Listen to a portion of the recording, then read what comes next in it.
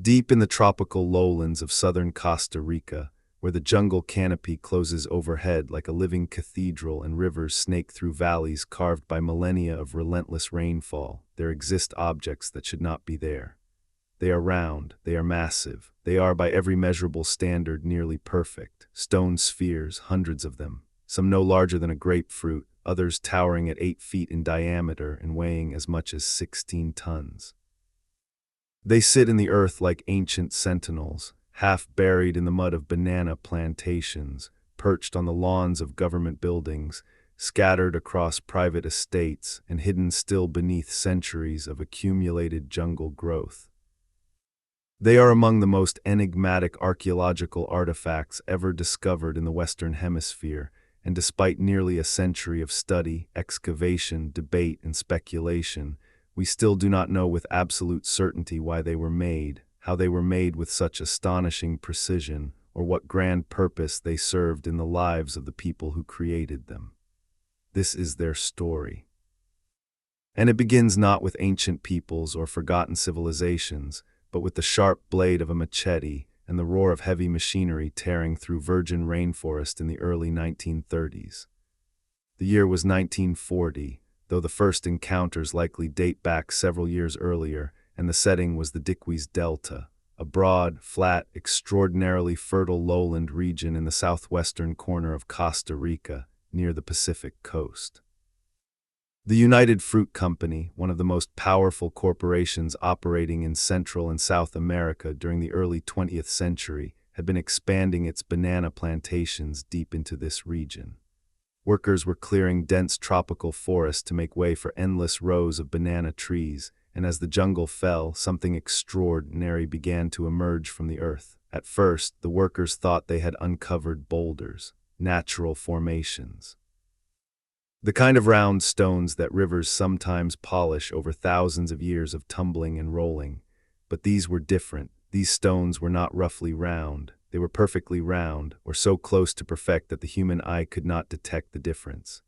They were smooth, carefully finished, and they appeared in sizes ranging from just a few centimeters across to enormous specimens that stood taller than a grown man. Some were clustered in groups. Others sat alone, isolated in clearings that suggested they had once occupied positions of importance. A few appeared to be arranged in deliberate lines or geometric patterns that hinted at astronomical alignments or territorial boundaries, or something else entirely that the modern mind could only guess at. The workers, understandably, were astonished, but the United Fruit Company was not in the business of archaeology. It was in the business of bananas. And so many of these spheres were simply pushed aside by bulldozers, rolled into ditches, or left where they lay as the plantation expanded around them. Some were broken open with dynamite by treasure hunters who believed, based on local legend, that the spheres contained gold at their centers. They did not. The interiors were solid stone, the same material all the way through, and the destruction of these irreplaceable artifacts for the sake of non-existent gold remains one of the great small tragedies of Central American archaeology. But word of the discovery did reach the academic world, and in 1943, a remarkable woman named Doris Zemurray Stone published the first scholarly account of the spheres. Doris Stone was the daughter of Samuel Zemurray, who happened to be the president of the United Fruit Company, and she was also a trained archaeologist and anthropologist with a deep love for the indigenous cultures of Central America. Her position gave her unique access to the plantation lands where the spheres were being uncovered, and her academic training gave her the tools to understand that what was emerging from the jungle was something genuinely extraordinary. Her initial descriptions of the spheres captured the attention of researchers across the world, and from that point forward, the stone spheres of Costa Rica entered the permanent record of archaeological wonder. Let us begin with what we know about these objects, because despite the many mysteries that surround them, there is actually a great deal that careful scientific study has revealed.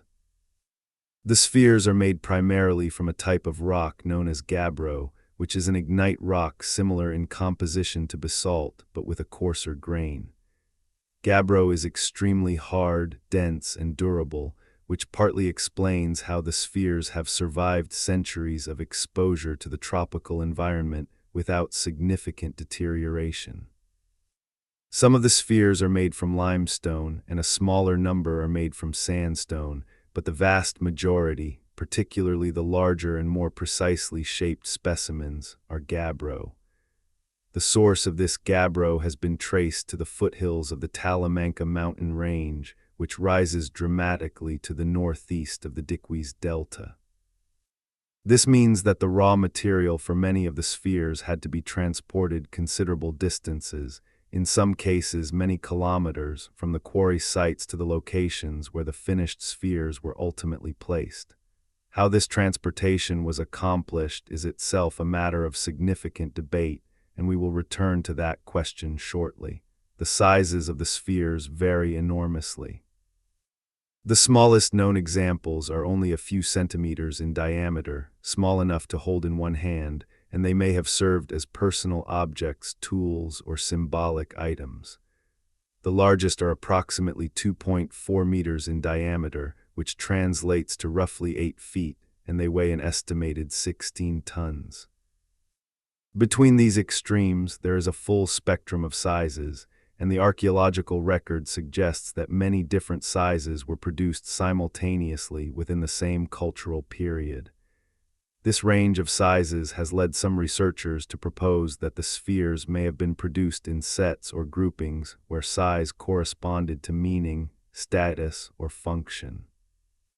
The precision of the spheres is perhaps their most celebrated characteristic, and the feature that has generated the most wonder, speculation, and occasional exaggeration. Measurements taken by archaeologists and geologists have shown that the best preserved large spheres deviate from true mathematical perfection by only a few centimeters over their entire circumference. In other words, they are not absolutely mathematically perfect spheres in the way that a machine-tooled ball bearing is perfect, but they are astonishingly close. The degree of precision achieved is remarkable by any standard and represents a level of skill, patience, and geometric understanding that demands respect and serious consideration. How round are they really? This is an important question to address honestly, because the spheres have sometimes been described in popular media as being so perfect that they could only have been made by advanced technology or even by non-human intelligence. These claims are not supported by the evidence. Careful measurements, including those conducted by archaeologist John Hoops of the University of Kansas, one of the leading modern experts on the spheres, have shown that while the spheres are impressively round, they are not supernaturally so. The best specimens achieve a degree of roundness that is within the range of what skilled human craftspeople could accomplish using simple tools and techniques over extended periods of time. This does not diminish their achievement.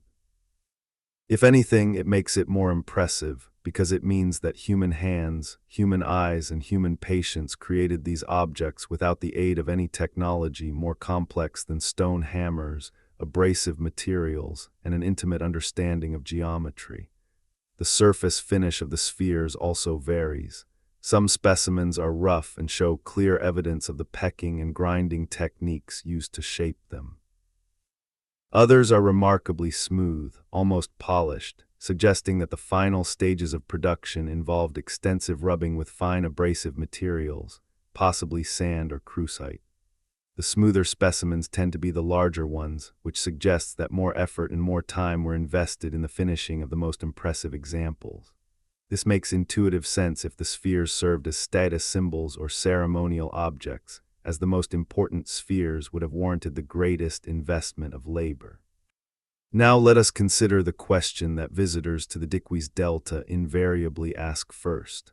How were they made? The honest answer is that we do not know the exact process with certainty, because the people who made the spheres left no written records, no instructional carvings, and no surviving oral traditions that describe the manufacturing technique in detail.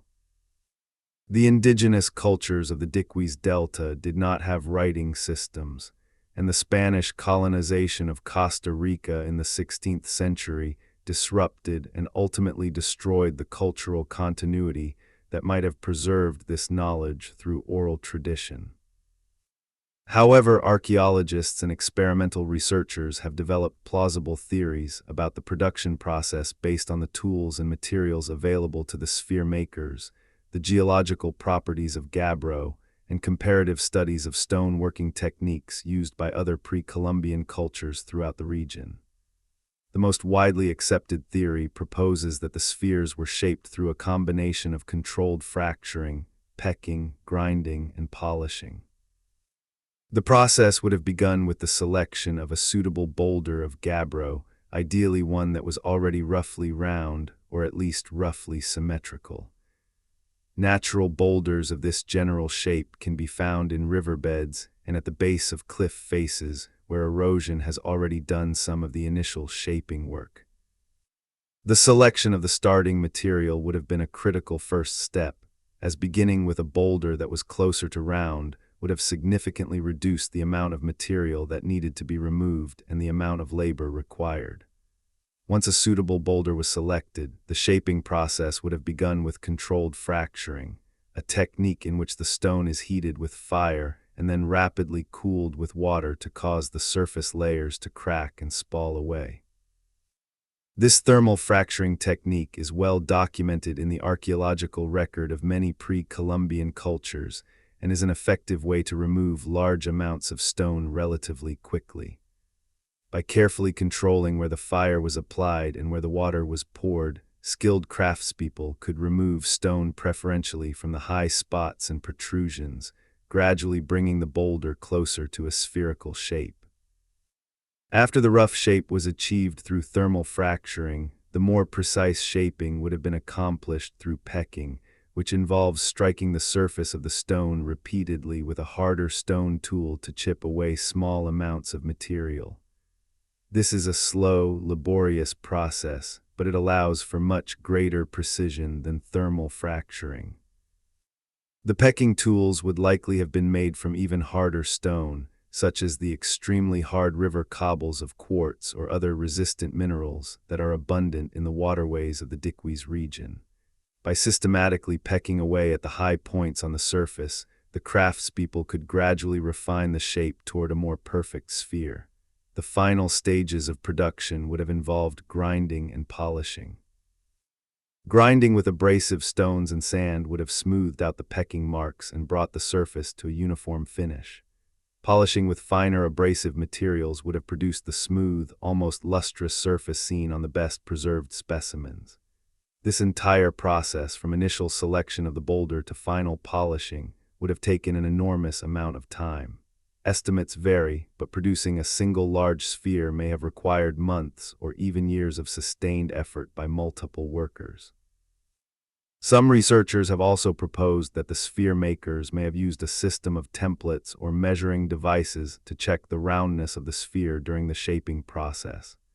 A simple but effective method would have been to use a length of cord or vine as a radius gauge, stretching it from the center of the sphere to the surface at multiple points to check for consistency. If the string reached the surface at the same length in all directions, the sphere was round. If not, the craftspeople would know exactly where more material needed to be removed. This method requires no advanced technology, only an understanding of the basic geometric principle that all points on the surface of a sphere are equidistant from the center. Another proposed method involves rolling the sphere on a flat surface and observing its motion. A perfectly round sphere will roll smoothly in a straight line on a flat surface, while a sphere with irregularities will wobble or deviate from a straight path. By repeatedly testing the sphere in this way and removing material from the spots that caused wobbling, the craftspeople could iteratively improve the roundness. This method is intuitive, practical, and requires no specialized tools, making it a plausible candidate for part of the production process. The question of how the finished spheres were transported from the quarry sites to their final locations is another matter of considerable interest. As mentioned earlier, The gabbro source material comes from the foothills of the Talamanca Range, while many of the spheres were found in the low-lying areas of the Diquís Delta, sometimes many kilometers from the nearest possible source of gabbro.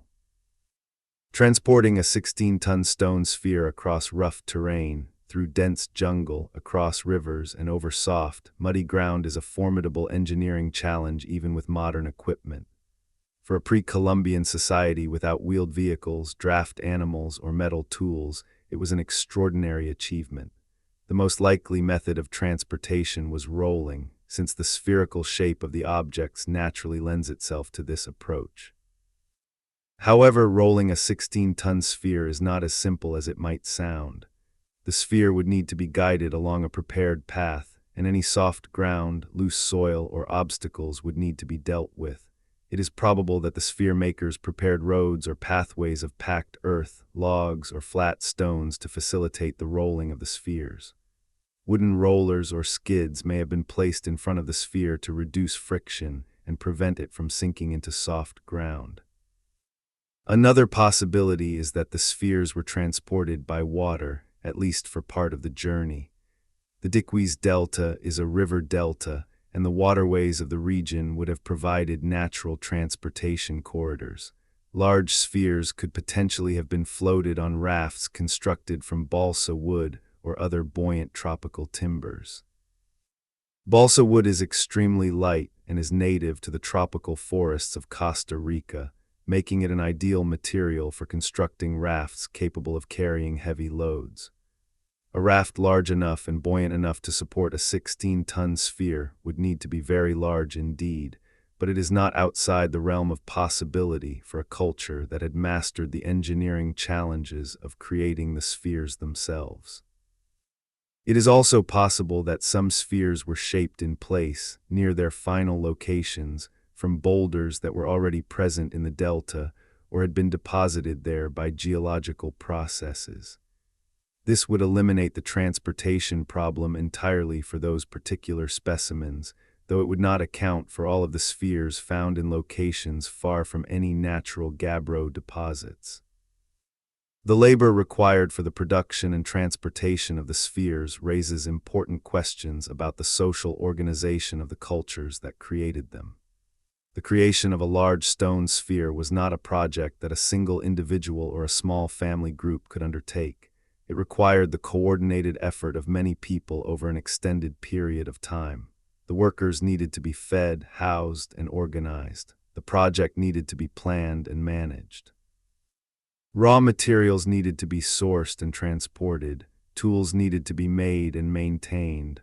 All of this implies a level of social complexity, leadership, and economic surplus that goes well beyond simple subsistence agriculture. The archaeological evidence from the Diquís Delta supports this picture of social complexity.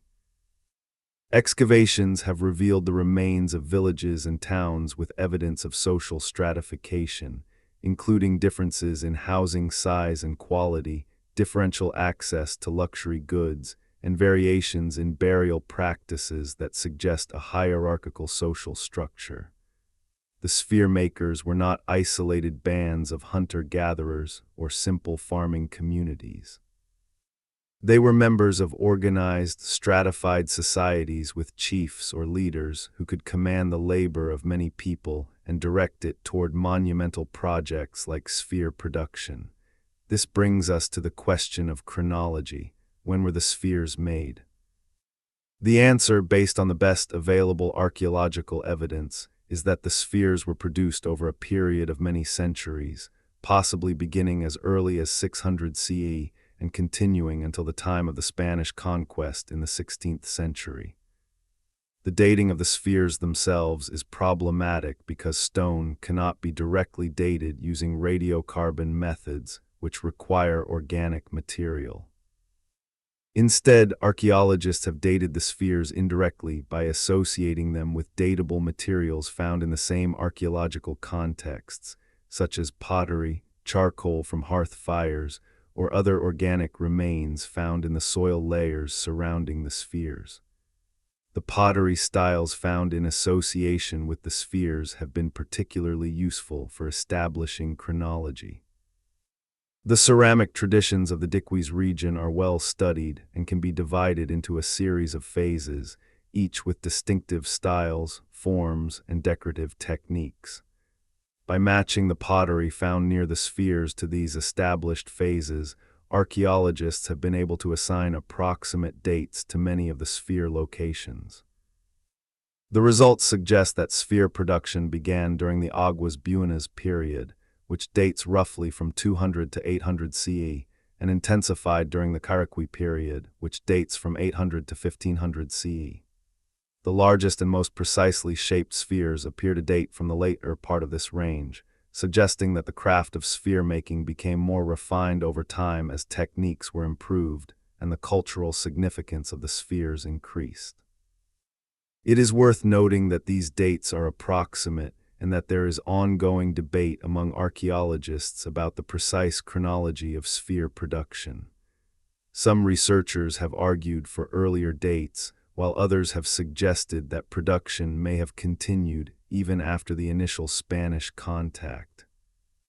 The difficulty of establishing firm dates for the spheres is compounded by the fact that many of them were removed from their original locations during the 20th century, either by the United Fruit Company's operations or by private collectors, government agencies, and others who moved the spheres for display or safekeeping. Once a sphere has been removed from its original archaeological context, the stratigraphic and associative information that could help date it is lost forever. Now let us turn to perhaps the most fascinating and most debated question of all. What were the spheres for? Why did the people of the Diquís Delta invest such enormous amounts of time, labor, and skill in creating these objects? The honest answer, once again, is that we do not know for certain.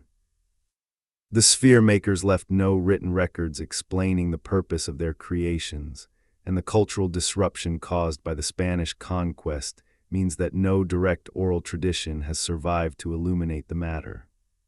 However, archaeologists have developed several hypotheses based on the archaeological context in which the spheres have been found, comparative studies of other pre-Columbian cultures, and the physical characteristics of the spheres themselves. One of the most widely discussed hypotheses is that the spheres served as markers of rank and political power. In many pre-Columbian cultures throughout Central and South America, monumental objects and constructions served as tangible expressions of a leader's authority. The bigger the monument, the more powerful the chief. The more labor that was required to create an object, the greater the demonstration of the leader's ability to mobilize and direct that labor.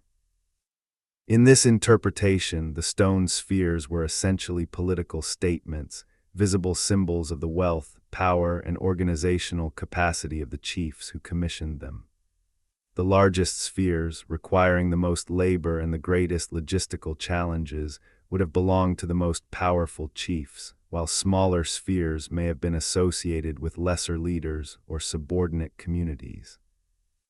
This hypothesis is supported by the archaeological finding that many of the larger spheres have been found in association with the remains of large structures that may have been chiefly residences or ceremonial centers.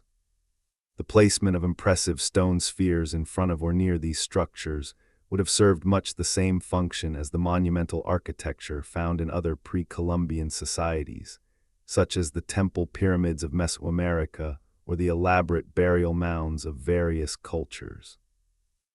They announced to all who approached that this was a place of power, occupied by a person of consequence. A related hypothesis suggests that the spheres may have served as territorial markers, defining the boundaries of political territories, marking the limits of a chief's authority, or indicating the borders between different communities or ethnic groups. Some of the spheres have been found in linear arrangements that could be interpreted as boundary lines, and the placement of large, impressive spheres at the edges of settlement areas could have served as a kind of monumental boundary marker, much like the standing stones and megaliths that served similar functions in ancient European cultures. Another prominent hypothesis proposes that the spheres had astronomical or calendrical significance. Some researchers have noted that certain groups of spheres appear to be aligned with celestial phenomena, such as the positions of the sun at the solstices or equinoxes, the rising and setting points of certain stars, or the path of the moon across the sky. If these alignments are intentional rather than coincidental, they would suggest that the spheres served as components of an astronomical observation system, perhaps used to track the seasons, predict eclipses, or determine the timing of agricultural activities and ceremonial events. However, the astronomical hypothesis must be treated with considerable caution. Many of the spheres have been moved from their original positions, making it impossible to verify their original alignments. Even for spheres that remain in place, the question of whether apparent alignments are intentional or coincidental is difficult to resolve. When you have a large number of objects scattered across a landscape, some of them will inevitably appear to align with astronomical phenomena simply by chance.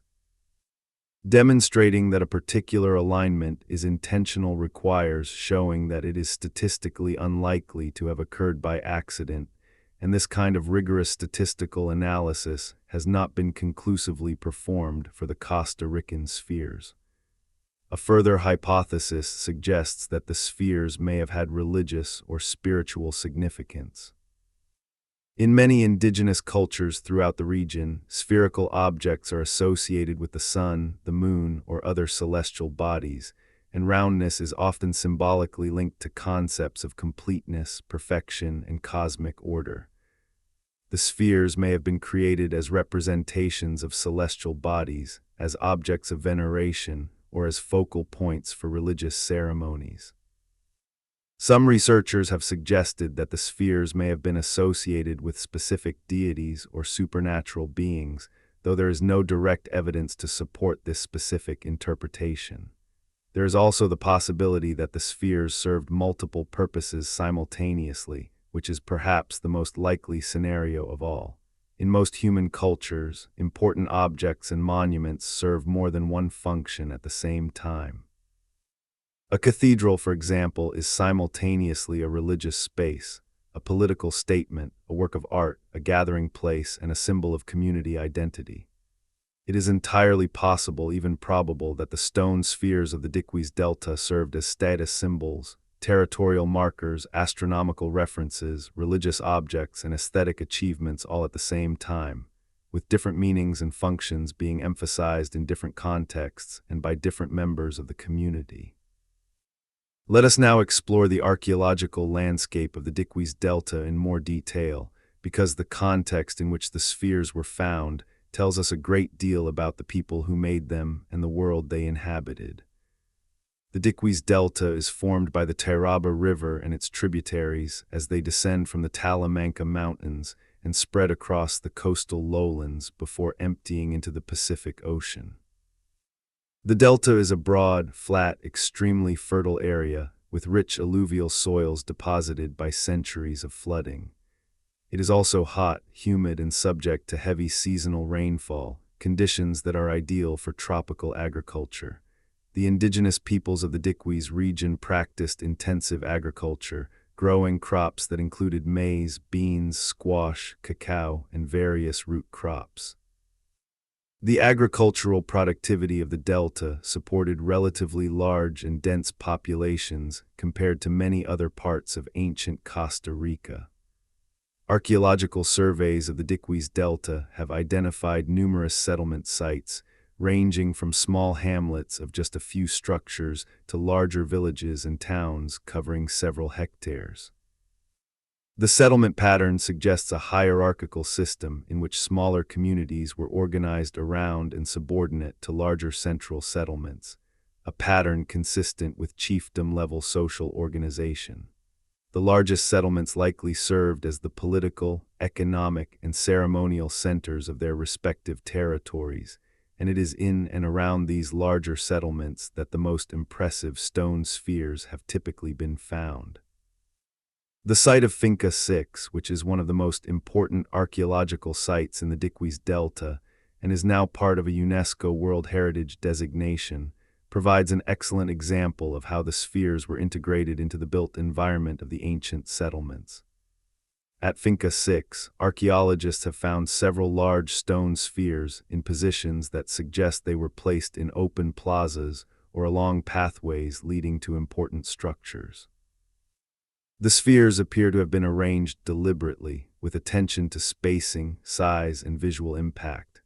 They were not randomly deposited, but were carefully positioned as elements of a designed landscape, much like sculptures in a public park or monuments along a ceremonial avenue.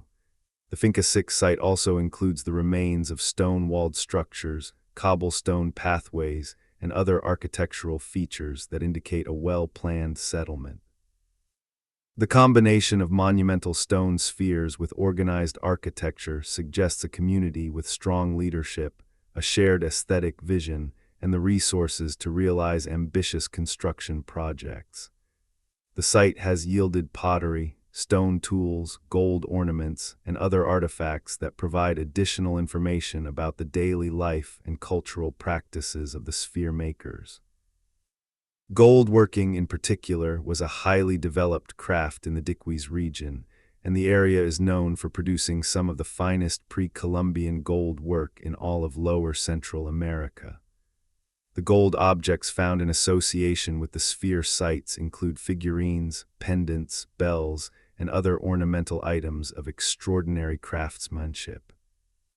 The presence of gold work alongside the stone spheres reinforces the picture of a wealthy, sophisticated society with skilled artisans, and a leadership class that valued and displayed symbols of prestige and power.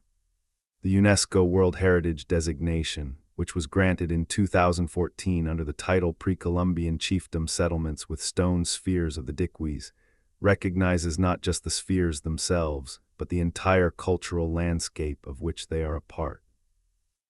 The designation covers 4 archaeological sites in the Diquís Delta, including Finca 6, Batambal, Grijalba 2, and El Silencio, and it acknowledges the spheres as outstanding examples of the artistic and technical achievements of the pre-Columbian societies of Costa Rica. The UNESCO listing has been instrumental in raising international awareness of the spheres and in promoting their protection and conservation. Let us return now to the physical characteristics of the spheres and explore some of the more detailed findings that researchers have made in recent decades. One of the most interesting aspects of the spheres is the range of rock types used in their production. While gabbro is the most common material, particularly for the larger spheres, limestone and sandstone spheres have also been found. The choice of material may have been influenced by practical considerations, such as the availability of suitable boulders and the workability of the stone, but it may also have had symbolic or aesthetic dimensions.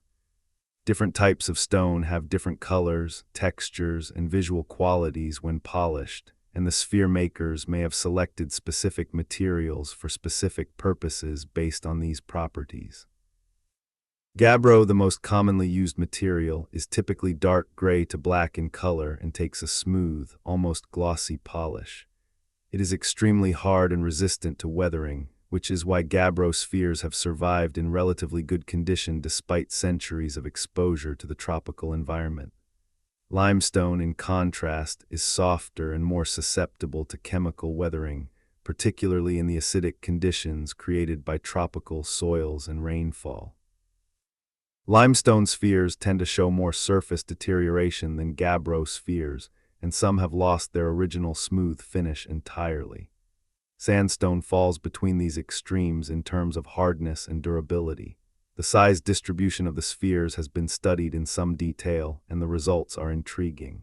While spheres of all sizes have been found, there appears to be a concentration of specimens in certain size ranges, suggesting that the sphere makers may have had preferred or standardized sizes. Whether these size categories corresponded to specific functions, meanings, or social contexts is unknown, but the pattern is suggestive of a deliberate and organized production system rather than random or haphazard creation. Some researchers have also noted that the spheres tend to occur in clusters or groups rather than as isolated individual objects. A a single site may contain anywhere from a handful to several dozen spheres, arranged in various configurations. Some clusters appear to be organized in linear arrangements, others in triangular or rectangular patterns, and others in apparently random groupings. The question of whether these arrangements are meaningful, and if so, what they mean, is one of the central puzzles of sphere research. The linear arrangements have attracted particular attention because of their potential astronomical significance. Several researchers have reported that lines of spheres at certain sites point toward the positions of the sun at the solstices or equinoxes, or toward the rising or setting points of prominent stars. If these alignments are genuine, they would indicate that the sphere makers possessed sophisticated astronomical knowledge and used the spheres as components of an observation and tracking system.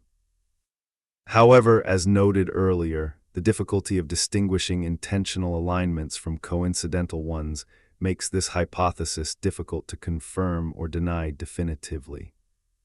One of the most thorough studies of sphere arrangements was conducted by archaeologist Matthew Stirling, who visited the Diquís Delta in the early 1950s and documented several sites where spheres appeared to be arranged in meaningful patterns.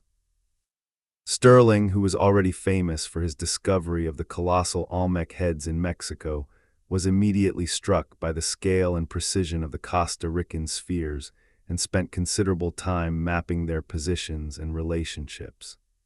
His documentation, though limited by the technology available at the time, remains an important source of information about sphere arrangements that have since been disturbed or destroyed.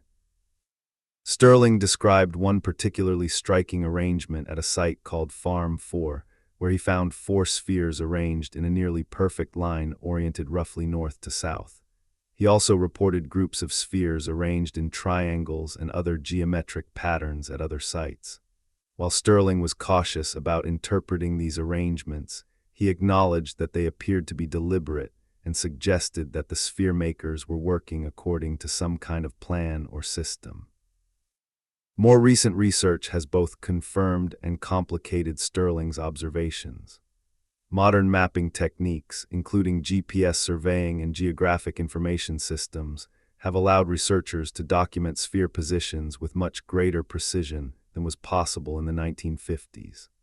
These more precise measurements have shown that some of the alignments reported by Stirling and others are not as exact as originally thought, while other alignments that were not previously noticed have been identified. The picture that emerges is complex and not easily reduced to a single explanatory model. The cultural identity of the sphere makers is another important aspect of this story. Who were these people? What was their society like? What other things did they create? And how did the spheres fit into the broader context of their culture?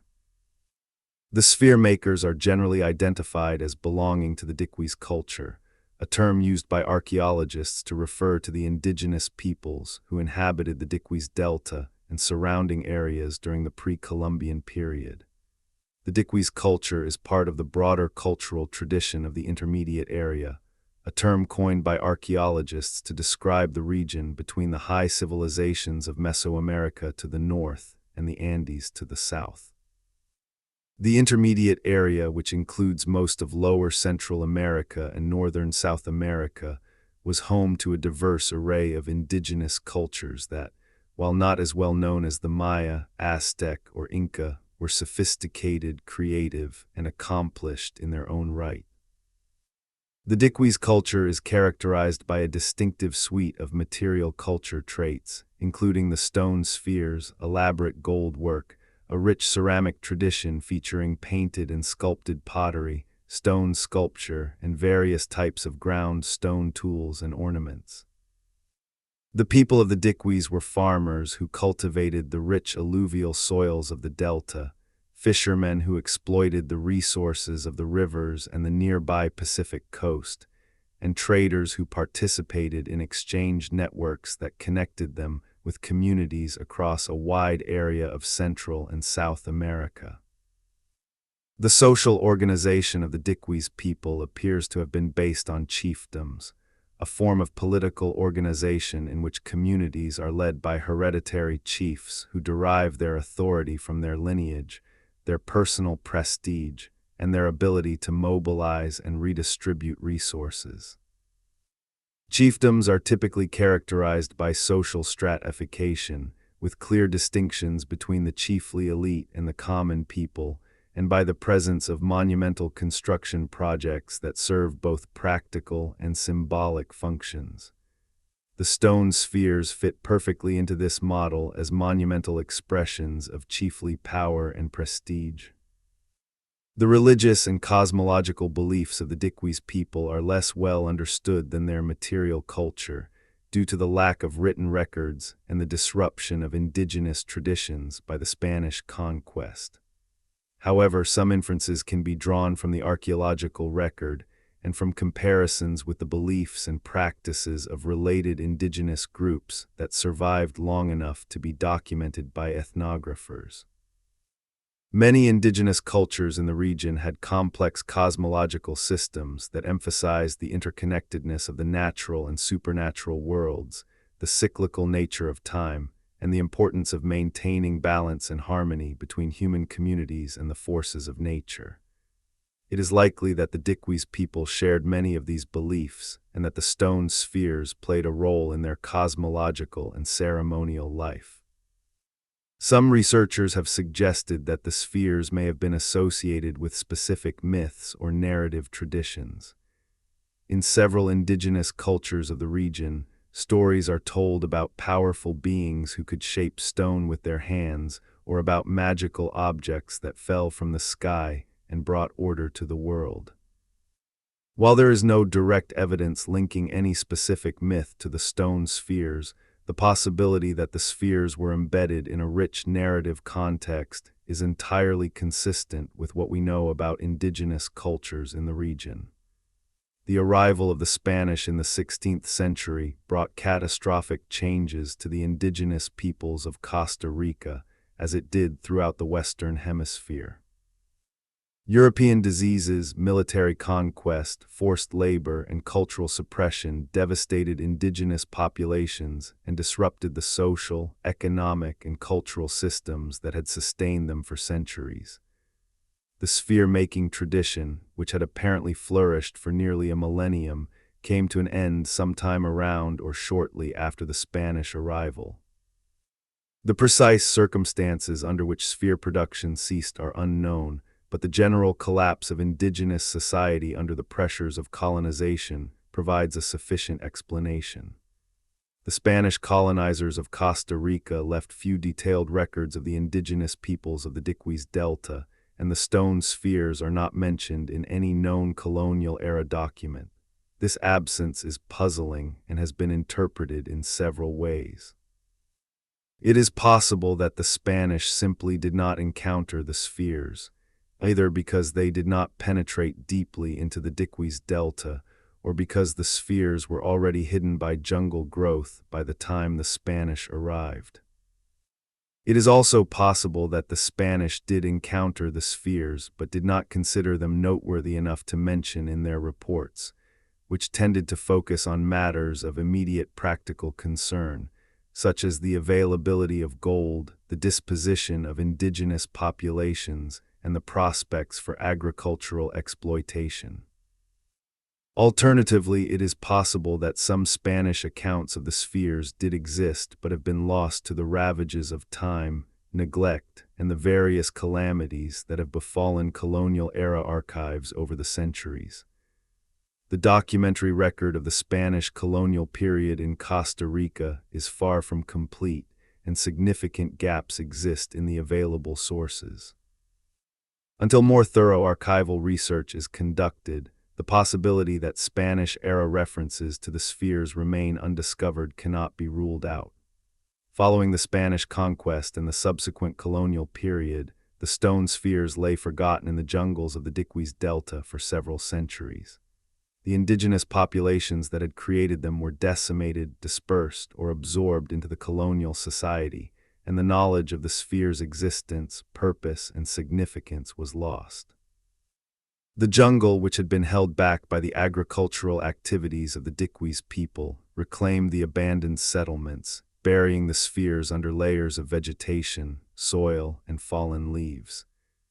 It was not until the 20th century, with the arrival of the banana industry and the large-scale clearing of the jungle, that the spheres were rediscovered and brought to the attention of the wider world. The story of their rediscovery is itself a tale of contrasts between the economic imperative of the banana industry and the archaeological significance of what lay beneath the jungle floor. The United Fruit Company's operations in the Diquís Delta were massive in scale. Thousands of hectares of virgin rainforest were cleared, and the land was converted to banana plantations that stretched as far as the eye could see. The work was done by large crews of laborers, many of them migrants from other parts of Costa Rica or from neighboring countries, who wielded machetes and axes and operated heavy machinery to transform the landscape. It was these workers who first encountered the spheres, and their reactions were a mix of wonder, superstition, and pragmatism. Some workers regarded the spheres with awe and treated them with respect, believing them to be sacred objects left by the ancestors. Others saw them as curiosities or nuisances, obstacles to be moved or worked around. And as mentioned earlier, some saw them as potential treasure troves and broke them open with dynamite in search of gold. The destruction caused by treasure hunters is particularly tragic because it resulted in the complete loss of information about the internal structure, manufacturing marks, and original condition of the destroyed specimens. Each sphere that was broken was a unique artifact that could never be replaced, and the information it contained was lost forever. The role of Doris Zemurray Stone in bringing the spheres to scholarly attention cannot be overstated.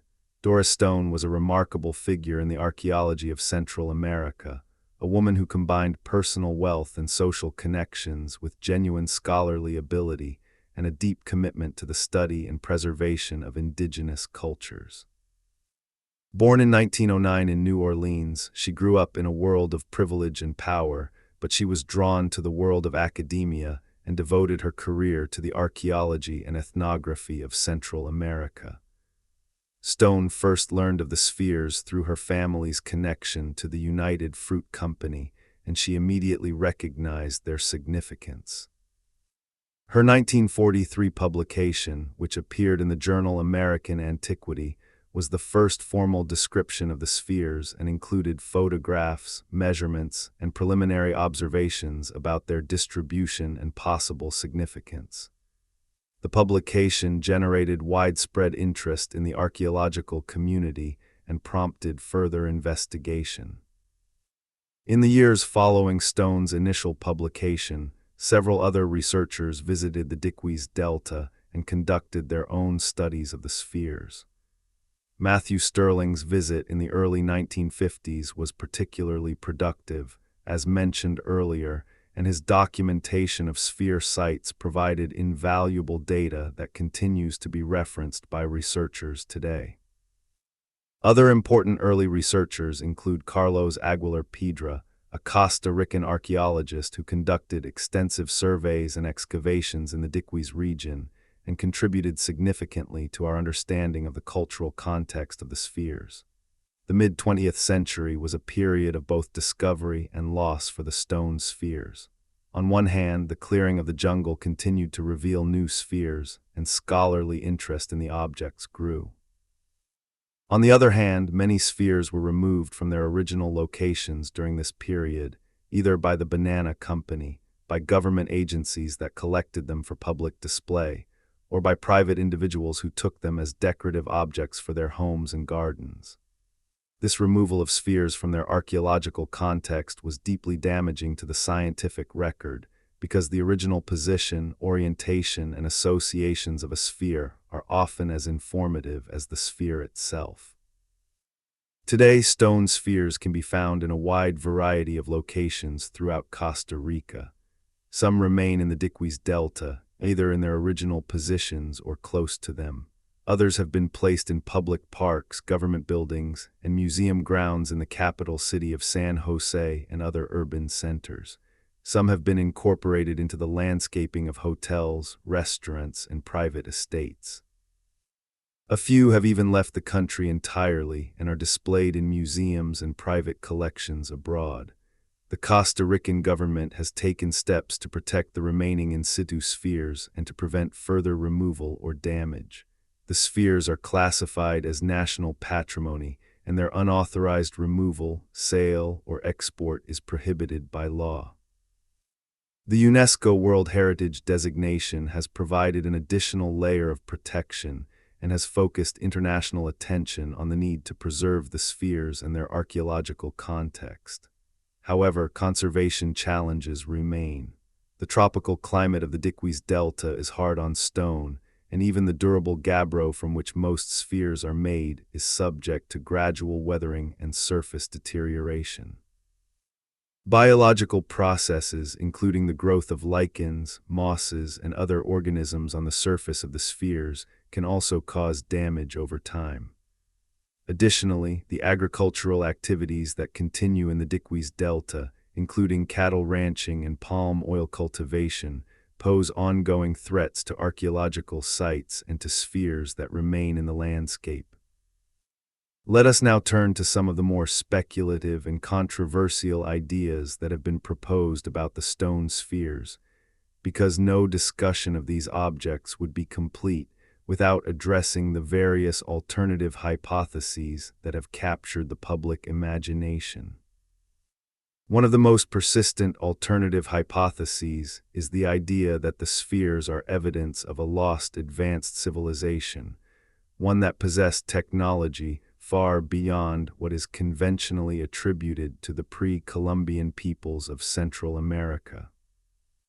Proponents of this idea argue that the precision of the spheres is too great to have been achieved with simple stone tools, and that their creation must have required some form of advanced technology, possibly including machine tools, laser-like cutting devices, or other technologies that are not known to have existed in the pre-Columbian world. This hypothesis is not supported by the evidence. As discussed earlier, careful measurements have shown that the spheres, while impressively round, are not supernaturally precise. Their degree of roundness is consistent with what could be achieved by skilled craftspeople using the techniques described above, including pecking, grinding, and polishing with stone tools and abrasive materials. There is no need to invoke advanced technology to explain the spheres, and no physical evidence of such technology has ever been found at any sphere site. Another popular alternative hypothesis links the spheres to the lost continent of Atlantis. According to this idea, the spheres were created by the survivors of Atlantis who fled to Central America after the destruction of their homeland and brought with them advanced knowledge and technology. This hypothesis combines two unsupported claims: the existence of Atlantis and the need for advanced technology to explain the spheres, and multiplies the lack of evidence rather than resolving it. There is no credible evidence for the existence of Atlantis, and as we have seen, there is no need to invoke advanced technology to explain the spheres.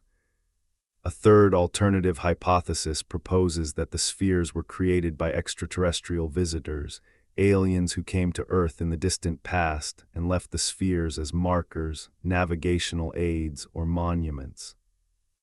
This idea, which is part of the broader ancient astronaut hypothesis, has been promoted in various popular books, television shows, and websites. It is not taken seriously by any credible archaeologist or scientist, and there is no evidence whatsoever to support it. The spheres are entirely consistent with human manufacture using available materials and techniques, and invoking extraterrestrial intervention adds nothing to our understanding of them. These alternative hypotheses persist in popular culture for several reasons. They appeal to the human love of mystery and the desire to believe that the past contains secrets beyond what conventional science has revealed. They also tend to underestimate the abilities of indigenous peoples, implicitly assuming that pre-Columbian cultures could not have been sophisticated enough to create objects of such beauty and precision without outside help. This assumption is both factually wrong and ethically problematic, as it denies indigenous peoples credit for their own achievements and reinforces harmful stereotypes about the capabilities of non-European cultures. The truth is that the stone spheres of the Diquís Delta are a testament to the ingenuity, skill, and artistic vision of the indigenous peoples who created them. They were made by human hands, using human knowledge and human techniques, and they stand as evidence that the pre-Columbian peoples of Central America were capable of extraordinary feats of craftsmanship and engineering. We do not need to invoke lost continents or alien visitors to explain the spheres. The most remarkable thing about them is that they were created by people very much like ourselves, working with simple tools and unlimited patience to achieve something beautiful and enduring. Having addressed the alternative hypotheses, let us return to the mainstream archaeological understanding of the spheres and explore some additional aspects of their significance. One important aspect that has received increasing attention in recent years is the role of the spheres in the social and political dynamics of the Diquís region. As mentioned earlier, the production of a large stone sphere required a significant investment of labor, and the ability to mobilize that labor was itself a form of political power. But the story does not end with the creation of the sphere. The placement of the sphere in a specific location within the landscape also had political implications. By placing a large, impressive sphere in front of his residence or in a public plaza, a chief was making a visible claim to power and authority. The sphere announced his presence, marked his territory, and reminded all who saw it of his ability to command the resources and labor of his community. This interpretation of the spheres as instruments of political power is supported by ethnographic analogies from other cultures in the region. In many indigenous societies in Central and South America, chiefs and other leaders enhanced their prestige through the sponsorship of monumental construction projects, elaborate ceremonies, and the production and display of luxury goods. The stone spheres fit neatly into this pattern as a form of prestige display that combined artistic beauty with a demonstration of political and economic power. The political dimension of the spheres also helps explain why they vary so much in size. If the size of a sphere reflected the power of the chief who commissioned it, then the variation in sphere size would correspond to the variation in political power among the chiefs of the region. The most powerful chiefs would have the largest spheres, while less powerful chiefs would have smaller ones. This creates a kind of political landscape in stone, where the distribution of spheres across the delta reflects the distribution of power among the competing chiefdoms of the region. Some researchers have gone further and suggested that the spheres may have been involved in competitive display, a form of political competition in which rival chiefs tried to outdo each other by producing bigger, more impressive, or more numerous spheres. This kind of competitive display is well documented in many cultures around the world and often drives the creation of increasingly elaborate and ambitious monumental objects. If this dynamic was at work in the Diquís region, it would help explain the extraordinary size and precision of the largest spheres, as each successive chief strived to surpass the achievements of his predecessors and rivals. The aesthetic dimension of the spheres deserves attention as well. Whatever their political, religious, or astronomical functions may have been, the spheres are also objects of great beauty. Their smooth, symmetrical forms are pleasing to the eye, and their sheer size and weight give them a monumental presence that commands attention and respect. The sphere makers clearly had a highly developed aesthetic sense and took pride in creating objects that were not only functional but also beautiful. The aesthetic qualities of the spheres have not been lost on modern observers. Artists, designers, and architects have drawn inspiration from the spheres, incorporating spherical forms and references to the Costa Rican originals into contemporary art and design. The spheres have also become iconic symbols of Costa Rica, appearing on postage stamps, currency, and official logos, and serving as a source of national pride and cultural identity. Let us now explore the broader geological and environmental context of the Diquís Delta to understand the natural setting in which the spheres were created and in which they continue to exist. The Diquís Delta is part of a larger geological region defined by the interaction of several tectonic plates, volcanic activity, and the erosive power of tropical rivers. The Talamanca mountain range, which rises to elevations of over 3,000 meters to the northeast of the delta, is the source of the rivers that flow through the region and of the gabbro and other rocks from which the spheres were made.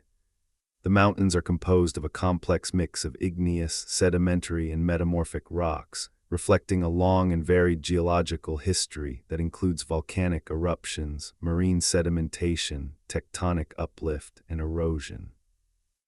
The gabbro that was used for most of the spheres is an intrusive igneous rock, meaning it formed from magma that cooled slowly beneath the surface of the earth rather than erupting at the surface as lava. This slow cooling allows the mineral crystals in gabbro to grow relatively large, giving the rock its characteristic coarse-grained texture. Gabbro is composed primarily of the minerals plagioclase, feldspar, and pyroxene, with smaller amounts of olivine and other minerals. It is dark in color, typically dark gray, dark green, or black, and it is extremely hard and tough, making it an ideal material for objects that need to resist weathering and mechanical damage. The geological properties of gabbro have important implications for the manufacture of the spheres. Its hardness makes it resistant to carving with stone tools, which means that the shaping process was slow and labor-intensive. However, its toughness also means that it resists fracturing and chipping, which is advantageous for creating a smooth, uniform surface. The coarse-grained texture of gabbro also means that it can be polished to a smooth but not glassy finish, giving the spheres their characteristic matte to satin-like surface appearance. The rivers of the Diquís region played an important role in the story of the spheres in several ways. First, they served as sources of raw material, as natural river boulders of gabbro and other rocks could be collected from riverbeds and used as starting material for sphere production. Second, the rivers may have served as transportation corridors, allowing partially or fully finished spheres to be moved from production sites to their final locations by raft or other water-borne means. Third, the rivers and their associated floodplains provided the fertile agricultural land that supported the dense populations needed to undertake large-scale projects like sphere production. And fourth, the rivers shaped the landscape of the delta itself, creating the flat, open terrain in which the spheres were placed and in which they are still found today. The climate of the Diquís Delta is tropical, with high temperatures and abundant rainfall throughout most of the year. The region receives between 3,000 and 5,000 millimeters of rain annually, making it one of the wettest areas in Costa Rica. This heavy rainfall supports the growth of dense tropical vegetation, including tall canopy forest, and ensures that any abandoned clearing or settlement will be quickly reclaimed by the jungle. This is why the spheres were hidden from view for so long after the indigenous settlements were abandoned, and why new spheres continue to be discovered even today as jungle is cleared for agriculture or development. The tropical climate also poses challenges for the conservation of the spheres. While gabbro is a durable rock, it is not impervious to the chemical and biological processes that operate in tropical environments. Rainwater, which is slightly acidic due to dissolved carbon dioxide, slowly dissolves the mineral components of the rock, causing gradual surface deterioration. The growth of lichens, mosses, and other organisms on the surface of the spheres accelerates this process by producing organic acids that attack the rock's surface. Over centuries and millennia, these processes can significantly alter the shape and surface texture of the spheres, reducing their roundness and obscuring the original surface finish. Tree roots are another threat to the spheres. In the tropical forest, tree roots can grow with remarkable force, and a root that grows under or against a sphere can exert enough pressure to crack or displace it. Falling trees can also damage spheres, either directly through impact or indirectly through the disturbance of the soil in which the sphere is partially buried. These natural threats are ongoing and pose a constant challenge for conservationists. Despite these challenges, many of the spheres have survived in remarkably good condition, a testament to the durability of the gabbro from which they are made and the skill with which they were shaped and finished. Some of the best preserved specimens look almost as though they were made yesterday, with smooth, unblemished surfaces and near-perfect roundness. These specimens are the ones that most powerfully convey the skill and artistry of their creators, and that most effectively capture the imagination of all who see them. As we continue our exploration of the stone spheres, it is important to consider the broader cultural context of pre-Columbian Costa Rica and the place of the Diquís culture within the mosaic of indigenous societies that inhabited the region before the Spanish arrival. Costa Rica occupies a unique geographical position at the junction of two great land masses, with Mesoamerica to the north and South America to the south. This position made it a meeting place for cultural influences flowing in both directions, and the indigenous cultures of Costa Rica show evidence of connections with both the Mesoamerican and South American cultural spheres. The Diquís culture, located in the southwestern part of the country, was particularly well positioned to receive influences from the south, and its material culture shows strong affinities with the cultures of Panama and northern Colombia.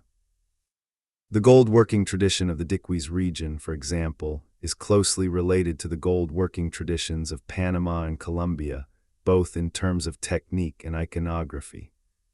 The use of lost wax casting, the preference for certain alloys and surface treatments, and the depiction of animal and supernatural figures in gold objects all link the Diquís gold work to the broader metallurgical tradition of the Isthmo-Colombian area. This connection suggests that the peoples of the Diquís Delta were part of a wider cultural and economic network that extended across much of lower Central America and into northern South America. The ceramic tradition of the Diquís region also shows both local distinctiveness and broader connections. The pottery of the Diquís culture includes a variety of forms and decorative styles, including painted ware, applique decoration, and modeled figures that depict humans, animals, and supernatural beings. Some of these styles show influences from Mesoamerican traditions, while others are more closely related to South American ceramics. The result is a distinctive local tradition that blends elements from multiple sources into a unique creative synthesis. The stone sculpture of the Diquís region extends beyond the spheres to include other forms of carved stone, including figures, machetes or grinding stones, and various types of stone tools and ornaments.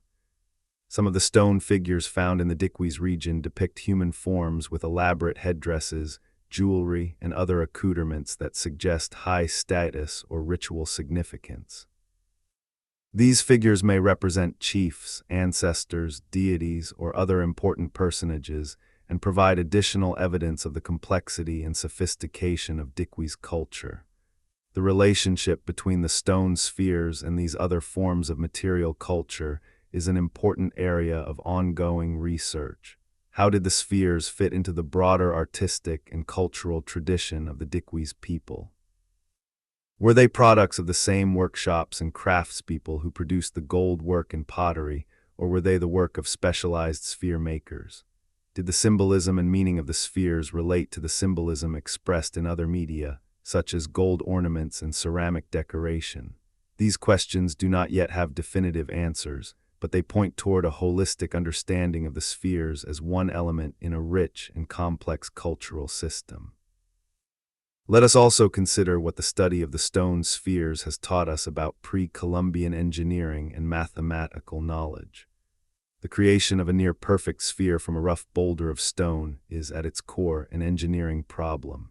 It requires an understanding of geometric principles, the ability to make precise measurements, and the skill to translate abstract geometric knowledge into physical reality through the manipulation of hard, unyielding stone. The geometric principle underlying the sphere is simple. A sphere is defined as the set of all points in three-dimensional space that are equidistant from a central point. This definition implies that the sphere makers needed to establish a central point and then ensure that the surface of the sphere was everywhere the same distance from that point. In practice, this could be accomplished using the radius gauge method described earlier, stretching a cord from the center to the surface at multiple points and checking for consistency. But establishing the center of a sphere is itself a non-trivial problem, particularly when you are working with a rough boulder that does not yet have a clearly defined center. One approach would be to mark the center on the surface of the boulder and then use a radius gauge to shape the surface to the correct distance from that point. But this raises the question of how to mark the center accurately and how to access it once the sphere is partially shaped. Some researchers have suggested that the sphere makers may have used a pair of reference points on opposite sides of the boulder, effectively defining the center as the midpoint of the line connecting these 2 points. This method does not require direct access to the center and could be implemented using simple tools and techniques. The mathematical sophistication implied by the spheres should not be overstated. Creating a sphere does not require an understanding of advanced mathematics. It requires an understanding of basic geometric concepts, the ability to make and compare measurements, and a great deal of patience and skill. These capabilities are well within the reach of any human culture, regardless of its level of technological development, and there is no reason to assume that the sphere makers possessed mathematical knowledge significantly different from or more advanced than what we would expect for a pre-Columbian chiefdom society.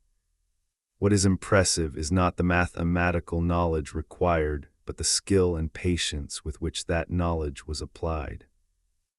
Shaping a 16-ton boulder of gabbro into a near-perfect sphere using stone tools is a feat of craftsmanship that few people in any era could match. It requires steady hands, a keen eye, an intimate knowledge of the properties of stone, and an almost meditative patience that can sustain focus and precision over months or years of repetitive, physically demanding work. The sphere makers were master craftspeople, and their achievement is all the more impressive for having been accomplished with simple tools and human muscle power alone. The stone spheres have also played an important role in the cultural identity and national consciousness of modern Costa Rica. The spheres are widely recognized as one of the most distinctive and iconic symbols of Costa Rican heritage, and they feature prominently in the country's cultural narrative. The spheres appear on the country's banknotes, in the logos of government agencies and private companies, and in the marketing materials of the country's tourism industry. They are a source of national pride and a symbol of the creativity and ingenuity of the indigenous peoples who preceded the modern nation. The adoption of the spheres as a national symbol has had both positive and negative consequences. On the positive side, it has raised awareness of the spheres and generated support for their conservation and study. On the negative side, it has sometimes led to the commodification and simplification of the spheres, reducing them from complex archaeological artifacts with rich cultural meanings to generic icons and tourist attractions. The challenge for Costa Rica is to celebrate the spheres as part of the national heritage while also respecting their archaeological integrity and their significance to the indigenous peoples and communities who are the cultural descendants of the sphere makers. The indigenous peoples of modern Costa Rica, while not direct descendants of the Diquís culture in a continuous, unbroken lineage, have a strong connection to the spheres as part of their broader cultural heritage. Several indigenous groups in Costa Rica, including the Boruca, Bribri, Cabécar, and others, have claimed cultural affiliation with the spheres and have advocated for a greater role in their management and interpretation. These communities bring perspectives and knowledge that can enrich our understanding of the spheres and ensure that they are treated with the respect and sensitivity they deserve. As we approach the end of this first part of our exploration, let us take a moment to reflect on what the stone spheres of the Diquís Delta mean in the broader context of human history and achievement. Throughout human history, in every corner of the globe, people have felt the urge to create objects that transcend the merely functional and aspire to something more. Whether it is a cave painting, a megalithic monument, a cathedral, or a stone sphere, the impulse to create something beautiful, enduring, and meaningful is one of the defining characteristics of our species. The stone spheres of Costa Rica are a particularly pure and powerful expression of this impulse. They are objects of extraordinary beauty and precision, created by people who invested enormous amounts of time and effort in their production, not because they needed spheres to survive, but because they wanted them. They wanted to create something perfect, or as close to perfect as human hands could achieve. They wanted to shape the raw material of the earth into a form that embodied their understanding of beauty, order, and power. In this sense, the spheres are not mysterious at all. They are deeply, fundamentally human. They are the products of the same creative impulse that has driven human beings to paint, sculpt, build, and create throughout our existence. The specific meanings and functions of the spheres may be lost to us, buried with the people who created them, and erased by the centuries of cultural disruption that followed the Spanish conquest. But the impulse behind them is universal and timeless, and it speaks to us across the centuries with a clarity and power that transcends the barriers of language, culture, and time. The spheres also remind us of how much we do not know about the past. For every question that archaeology has answered about the spheres, a dozen more remain unanswered. We do not know exactly how they were made. We do not know exactly why they were made.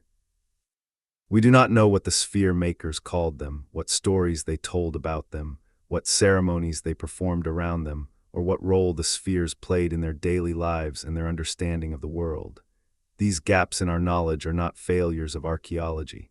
They are reminders that the past is vast and deep, and that every discovery opens new questions even as it answers old ones.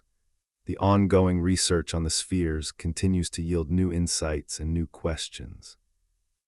Modern technologies, including three-dimensional scanning, chemical analysis of the stone, remote sensing of buried sites, and advanced statistical methods for analyzing spatial patterns, are providing researchers with tools that were unimaginable a few decades ago. These tools are allowing researchers to document the spheres with unprecedented precision, to identify new sites and buried spheres without excavation, to analyze the chemical composition of the stone and trace it to specific quarry locations, and to test hypotheses about astronomical alignments and spatial patterns with greater rigor than was previously possible. At the same time, the physical landscape of the Diquís Delta continues to change. Agricultural development, infrastructure construction, and natural processes such as flooding and erosion are constantly altering the terrain and threatening archaeological sites. The race to document, study, and protect the spheres and their associated sites is ongoing, and the outcome is far from certain. Every year, new spheres are discovered, but every year, others are damaged, moved, or lost. The balance between discovery and destruction is precarious, and the future of the spheres depends on the continued commitment of archaeologists, conservationists, government agencies, and the general public to their preservation. There is something profoundly moving about standing in the presence of a large stone sphere, half buried in the earth of the Diquís Delta, surrounded by the sounds of the tropical forest, knowing that the object before you was created by human hands centuries ago and has been sitting in that spot or near it ever since. The sphere is a connection to a past that is both distant and immediate, a reminder that the earth we walk on is layered with the achievements and aspirations of countless generations who came before us. The sphere does not speak. It does not explain itself. It simply exists, round and solid and enduring, a perfect form sitting in an imperfect world, waiting for us to understand it. And that perhaps is the greatest mystery of the stone spheres. Not how they were made or why they were made, but what they make us feel. They make us feel wonder. They make us feel curiosity. They make us feel humility in the face of human achievement and the passage of time. They make us feel connected to people we will never meet, who lived in a world we will never see, and who created something that still has the power to stop us in our tracks and make us ask, how, why, what does it mean?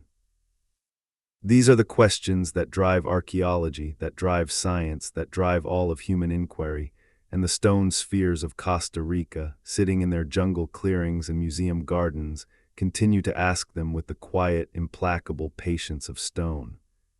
We have also barely scratched the surface of the individual stories, the site-specific investigations, and the modern controversies that swirl around the spheres. We have not yet spoken in depth about the work of Ifigenia Quintanilla, one of the leading Costa Rican archaeologists who has dedicated much of her career to the study and preservation of the spheres, and who has provided some of the most detailed and nuanced interpretations of their significance. We have not yet explored the specific arrangements of spheres at sites like Grijalba II and El Silencio, where careful excavation has revealed new information about how the spheres were positioned and what they were associated with.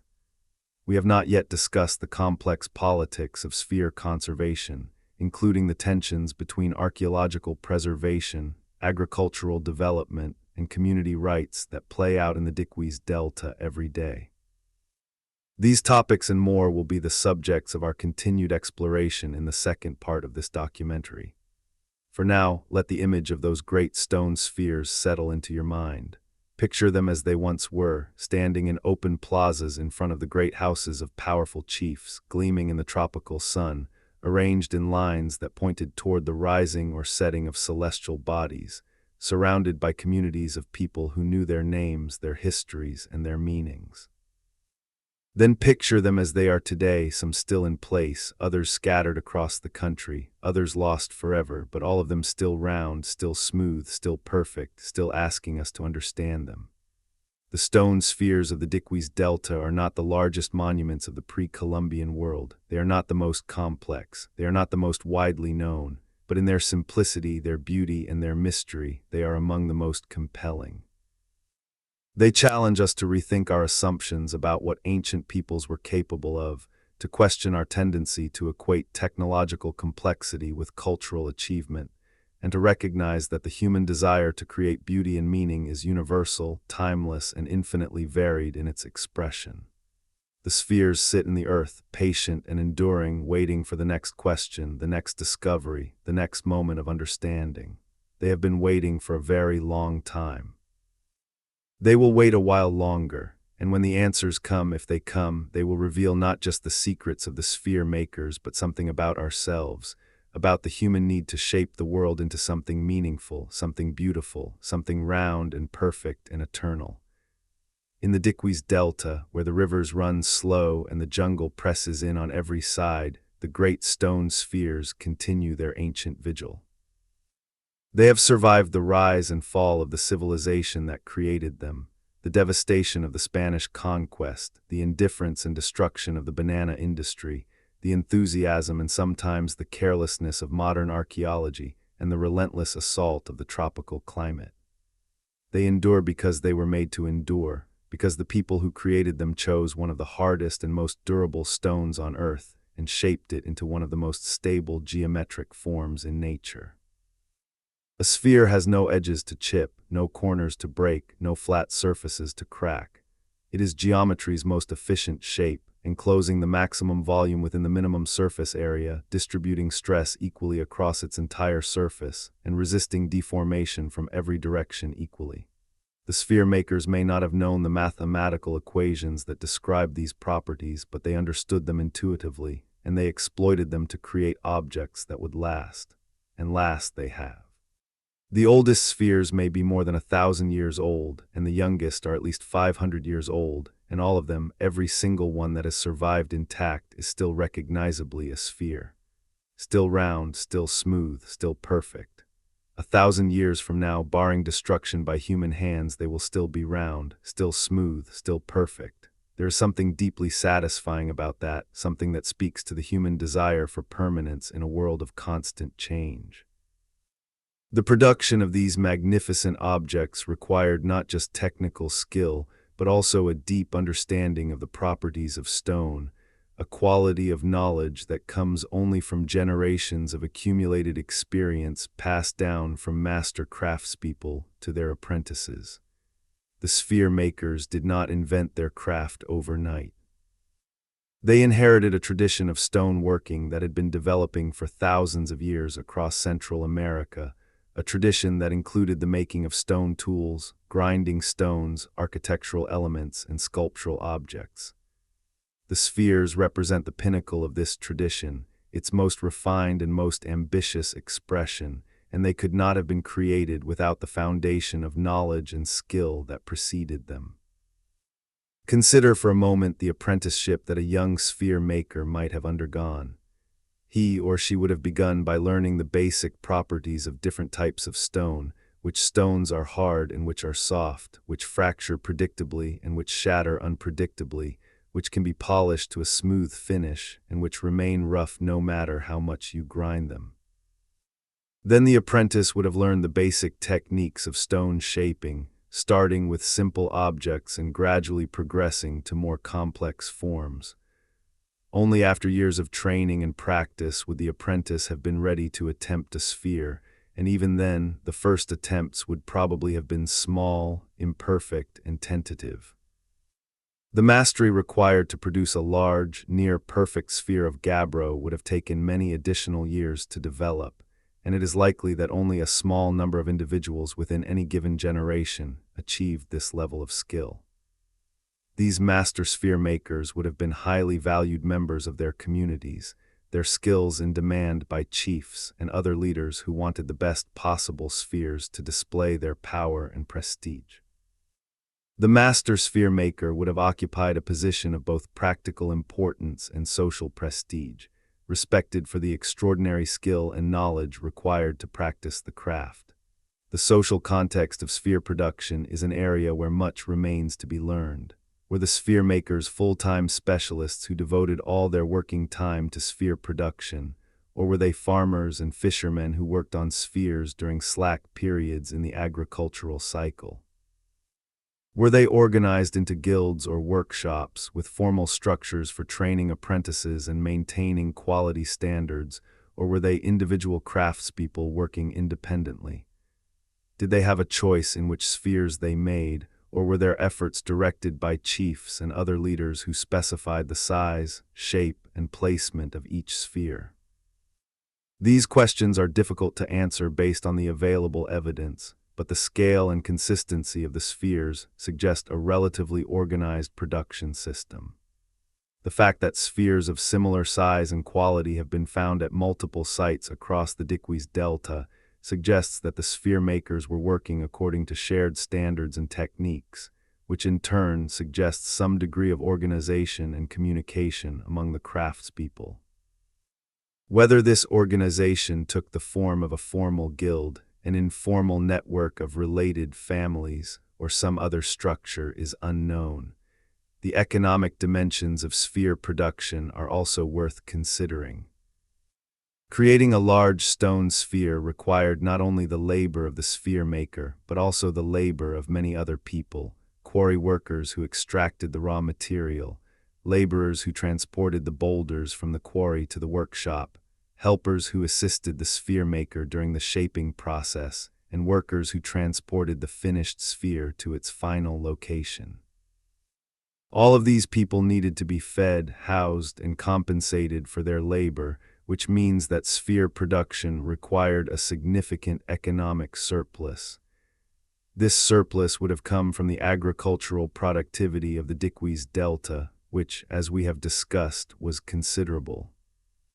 The rich alluvial soils of the delta, combined with the warm tropical climate and abundant rainfall, would have supported high agricultural yields, and the rivers and coastal waters would have provided additional food resources in the form of fish, shellfish, and other aquatic organisms. The economic foundation of sphere production was, in the end, the fertility of the land and the productivity of the people who worked it. The relationship between agricultural surplus and monumental construction is a theme that runs throughout human history. From the pyramids of Egypt to the temple complexes of Southeast Asia, from the stone circles of Europe to the great mounds of the Mississippi Valley, the ability to produce more food than is needed for immediate consumption has been a prerequisite for ambitious construction projects. The stone spheres of the Diquís Delta are part of this global pattern, a local expression of a universal human tendency to convert economic surplus into monumental objects that serve social, political, and spiritual purposes. As we bring this first part of our exploration to a close, let us summarize what we have learned and preview what lies ahead. We have learned that the stone spheres of the Diquís Delta are among the most remarkable archaeological artifacts in the Western Hemisphere. They are near-perfect spheres of gabbro and other stone, ranging in size from a few centimeters to over 2 meters in diameter and weighing up to 16 tons. They were created by the indigenous peoples of the Diquís region over a period of many centuries, using techniques that included thermal fracturing, pecking, grinding, and polishing. They appear to have served multiple functions, including as symbols of political power, territorial markers, and possibly astronomical references or ceremonial objects. They were rediscovered in the 20th century during the clearing of the jungle for banana plantations and have since become iconic symbols of Costa Rican heritage and national identity. We have also learned that many questions about the spheres remain unanswered. We do not know the exact production techniques with certainty. We do not know the precise meaning and function of the spheres with certainty. We do not know the specific cultural and social contexts in which the spheres were used with certainty. And we do not know what the future holds for the spheres that remain in the landscape of the Diquís Delta as they face ongoing threats from agricultural development, natural weathering, and the passage of time.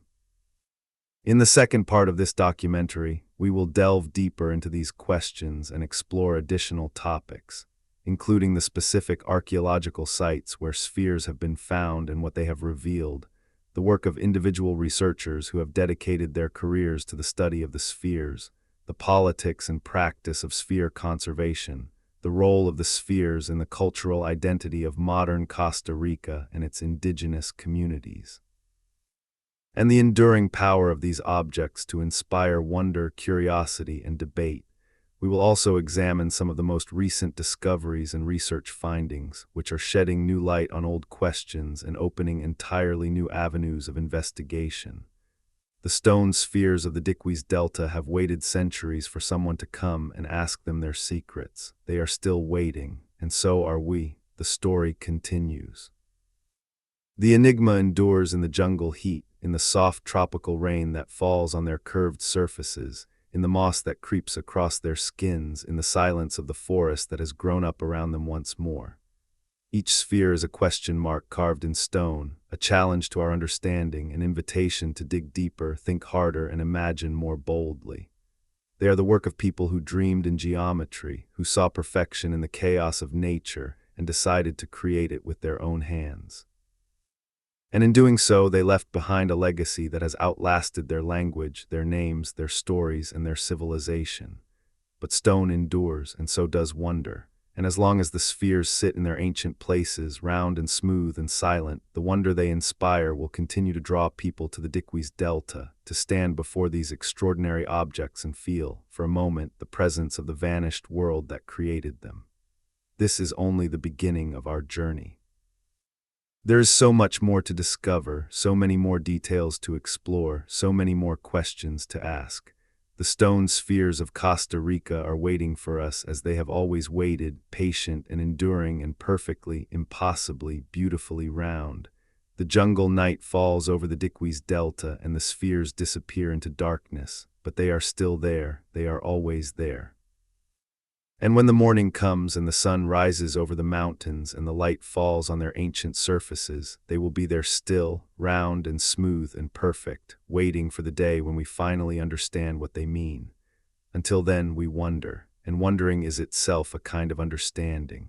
It is the first step, the beginning of the journey, the opening of a door that leads to 1,000 more doors.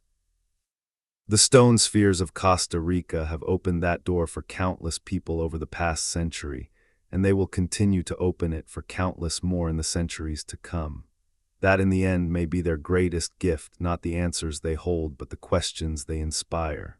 And with that thought, we pause our exploration, but only for a moment.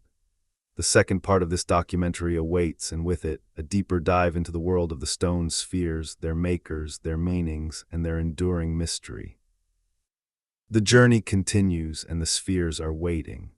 The morning light breaks across the Diquís Delta like liquid gold pouring through the canopy, and as the mist rises from the slow-moving rivers and the calls of tropical birds fill the warm, humid air, the stone spheres emerge once again from the shadows of the night. They sit where they have always sat, some half buried in the dark earth, others resting on beds of carefully laid cobblestone, others perched on the manicured lawns of museums and parks far from the jungle that once concealed them. They are round, they are smooth, they are patient, and they have stories to tell, stories written not in words but in stone, in soil, in the silent language of placement and arrangement and association that only the trained eye of the archaeologist can begin to read. We return now to these extraordinary objects, these near-perfect spheres of gabbro and limestone and sandstone, to continue our exploration of their origins, their meanings, and their place in the grand tapestry of human creativity. In the first part of our journey, we laid the foundation, establishing what the spheres are, where they were found, how they were likely made, and what the broad outlines of their cultural context look like. Now we go deeper. We visit the specific sites where the most important discoveries have been made. We meet the researchers who have devoted their lives to understanding these objects. We examine the complex and sometimes contentious politics of conservation and heritage management. And we confront once more the fundamental mystery that the spheres represent, the mystery of human intention, the question of why people choose to create beauty in a world that does not require it. Let us begin with the sites themselves, because the places where the spheres have been found are as important as the spheres themselves. An artifact removed from its context is like a word removed from a sentence. It may still be recognizable, but its meaning is diminished, sometimes lost entirely. The spheres that remain in their original positions, surrounded by the remains of the settlements and landscapes in which they were placed, are the most valuable sources of information about the sphere-making tradition, and it is to these in situ sites that we now turn our attention. The site known as Finca 6 is perhaps the most thoroughly studied and best preserved sphere site in the Diquís Delta. Located in the canton of Osa, in the Punta Arenas province of southwestern Costa Rica, Finca 6 derives its name from the plantation numbering system used by the United Fruit Company, which divided its landholdings into numbered farms or fincas. When the jungle was cleared from this particular parcel of land, the workers uncovered not just individual spheres but an entire archaeological landscape, a complex of structures, pathways, plazas, and sphere arrangements that provided a remarkably detailed picture of how the spheres had been integrated into the built environment of the ancient settlement. At Finca 6, archaeologists found multiple stone spheres arranged in what appeared to be deliberate patterns within and around a series of architectural features. Some spheres were positioned at the entrances to large mound structures that may have served as platforms for important buildings, perhaps the residences of chiefs or the locations of ceremonial activities. Other spheres were placed along pathways or in open areas that functioned as gathering spaces or plazas. The arrangement suggested a carefully planned landscape in which the spheres served as focal points, drawing the eye and directing movement through the settlement. The mound structures at Finca 6 are particularly significant because they provide direct evidence of the monumental architecture that accompanied the spheres. These mounds, constructed from packed earth and faced with river cobblestones, would have elevated the structures built on top of them above the surrounding terrain, making them visible from a distance and giving them a commanding presence. The combination of elevated platforms and large stone spheres would have created an impressive visual spectacle, one designed to communicate the power and prestige of the settlement's leaders to all who approached. Excavations at Finca 6 have also yielded a rich assemblage of artifacts that illuminate the daily life and cultural practices of the sphere makers. Pottery in a variety of forms and styles, including storage vessels, cooking pots, serving dishes, and ceremonial objects, has been recovered in large quantities. Stone tools, including grinding stones for processing grain and other foods, cutting tools, and polishing stones that may have been used in the production of the spheres themselves, have also been found. Gold ornaments, though less common than pottery and stone tools, have been recovered from some contexts and attest to the wealth and artistic sophistication of the community. The stratigraphic analysis of the deposits at Finca 6 has provided important chronological information. By studying the layers of soil and debris that accumulated over the centuries, archaeologists have been able to determine the sequence of construction and occupation at the site. The results indicate that the site was occupied and modified over a period of several centuries, with the spheres and associated architecture being added and rearranged over time. This suggests that the sphere-making tradition was not a one-time event, but an ongoing process that evolved and developed over many generations. The site of Batambal, another of the 4 sites included in the UNESCO World Heritage designation, provides a complementary perspective on the sphere-making tradition. Batambal is located on a hill overlooking the Diquís Delta, and its elevated position gives it a commanding view of the surrounding landscape. This strategic location suggests that Batambal may have served as a lookout point, a defensive position, or a site of special ceremonial significance. The spheres found at Batambal, while fewer in number than those at Finca 6, are notable for their size and the precision of their manufacture. The hilltop location of Batambal raises interesting questions about the transportation of the spheres. Getting a multi-ton stone sphere up a steep hillside is an even more formidable challenge than transporting one across flat terrain. The feat would have required a well-organized workforce, carefully prepared pathways, and possibly mechanical aids such as levers, rollers, or ramps. The fact that the people of Batambal were able to accomplish this task speaks to their engineering capabilities and their determination to place the spheres in positions of maximum visual and symbolic impact. Grijalba II, the third of the UNESCO-designated sites, offers yet another window into the sphere-making tradition. Located in the lowlands of the Diquís Delta, Grijalba II is a settlement site that has yielded evidence of both domestic and ceremonial activities. Excavations at the site have revealed the remains of residential structures, cooking areas, storage facilities, and refuse deposits that provide a picture of everyday life in the ancient community. Among these domestic remains, the archaeologists found stone spheres positioned in ways that suggest they were integral parts of the settlement's layout, not isolated curiosities, but fundamental elements of the community's spatial organization. One of the most significant findings at Grijalba II was the discovery of spheres in association with what appear to be burial contexts.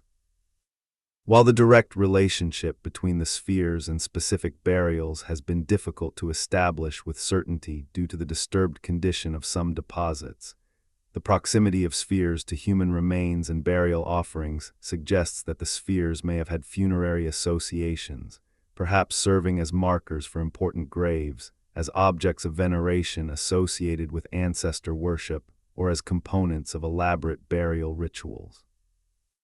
The possible funerary function of the spheres adds another layer of meaning to these already complex objects. If the spheres were associated with the dead, they may have served as physical links between the world of the living and the world of the ancestors, objects that embodied the power and prestige of deceased leaders and maintain their spiritual presence in the community even after death. This interpretation is consistent with the beliefs and practices of many indigenous cultures in the region, where ancestors are regarded as powerful spiritual beings who continue to influence the world of the living and who must be honored and appeased through appropriate rituals and offerings. The fourth UNESCO-designated site, El Silencio, rounds out the picture with additional evidence of sphere production and use. El Silencio, whose name means the silence in Spanish, is aptly named for the quiet, isolated setting in which it is located.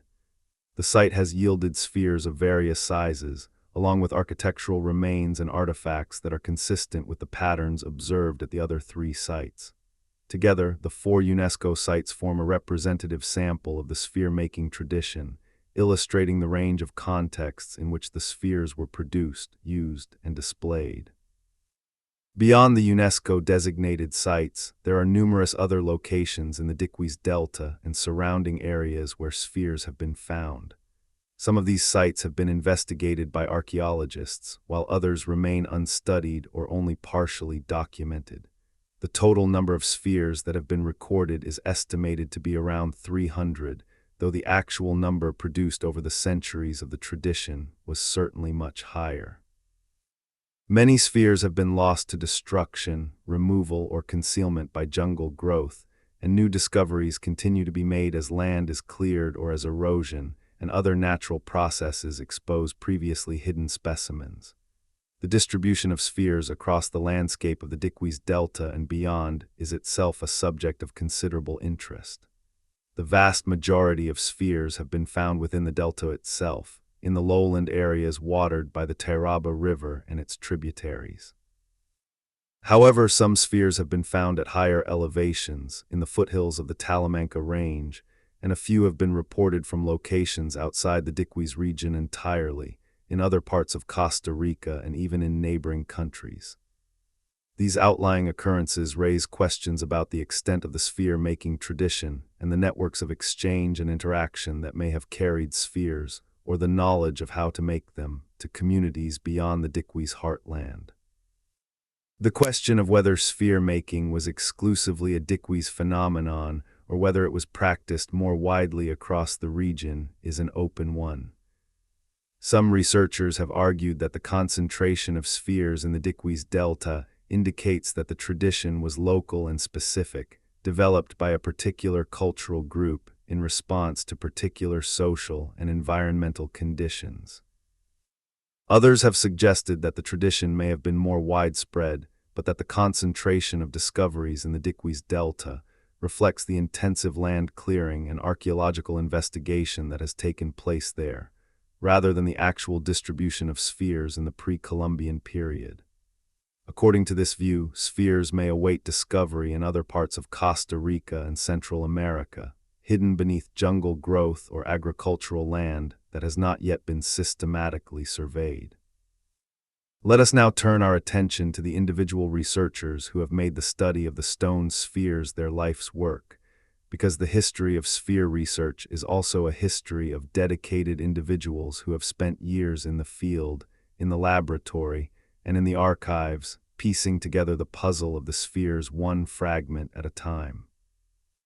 We have already mentioned Doris Zemurray Stone, whose 1943 publication brought the spheres to the attention of the scholarly world, and Matthew Stirling, whose fieldwork in the 1950s provided some of the earliest detailed documentation of sphere sites.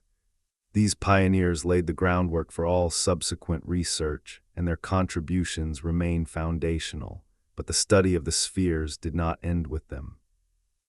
It continued through the second half of the 20th century and into the 21st, driven by new generations of researchers who brought fresh perspectives, new methods, and an unwavering commitment to understanding these extraordinary objects. One of the most important figures in the modern study of the spheres is Ifigenia Quintanilla, a Costa Rican archaeologist who has devoted much of her career to the investigation, documentation, and preservation of the stone spheres. Quintanilla's work, which spans several decades, has been instrumental in advancing our understanding of the spheres and in securing the protections that now safeguard them. Quintanilla's approach to the spheres combines rigorous fieldwork with a deep sensitivity to the cultural and social context in which the spheres were created and in which they continue to exist. Her excavations at several key sites in the Diquís Delta have produced detailed maps of sphere arrangements, comprehensive inventories of associated artifacts, and stratigraphic analyses that have refined the chronology of the sphere-making tradition. But her work extends beyond the purely archaeological.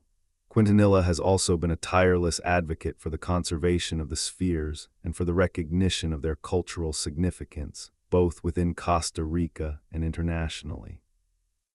It was largely through Quintanilla's efforts, in collaboration with other Costa Rican archaeologists and heritage professionals, that the nomination of the Diquís Sphere sites for UNESCO World Heritage status was prepared and submitted. The nomination process was lengthy and demanding, requiring the preparation of extensive documentation, the development of management plans, and the engagement of local communities, government agencies, and international organizations. The successful inscription of the sites on the World Heritage List in 2014 was a landmark achievement, one that recognized not just the spheres themselves, but the entire cultural landscape of which they are a part. Quintanilla has also contributed to the public understanding of the spheres through publications, lectures, and media appearances that have brought the story of the spheres to audiences far beyond the academic community. Her work has helped to counter the pseudoscientific and sensationalist narratives that have sometimes surrounded the spheres, and to replace them with a more accurate, nuanced, and respectful understanding of these objects and the people who created them. Another important figure in modern sphere research is John Hoops, a professor of anthropology at the University of Kansas, who has become one of the most prominent international voices in the study and interpretation of the spheres.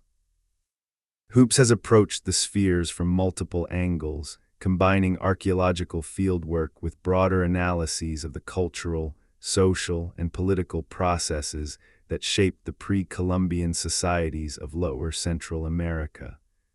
Hoops has been particularly vocal in addressing the pseudo-archaeological claims that have been made about the spheres.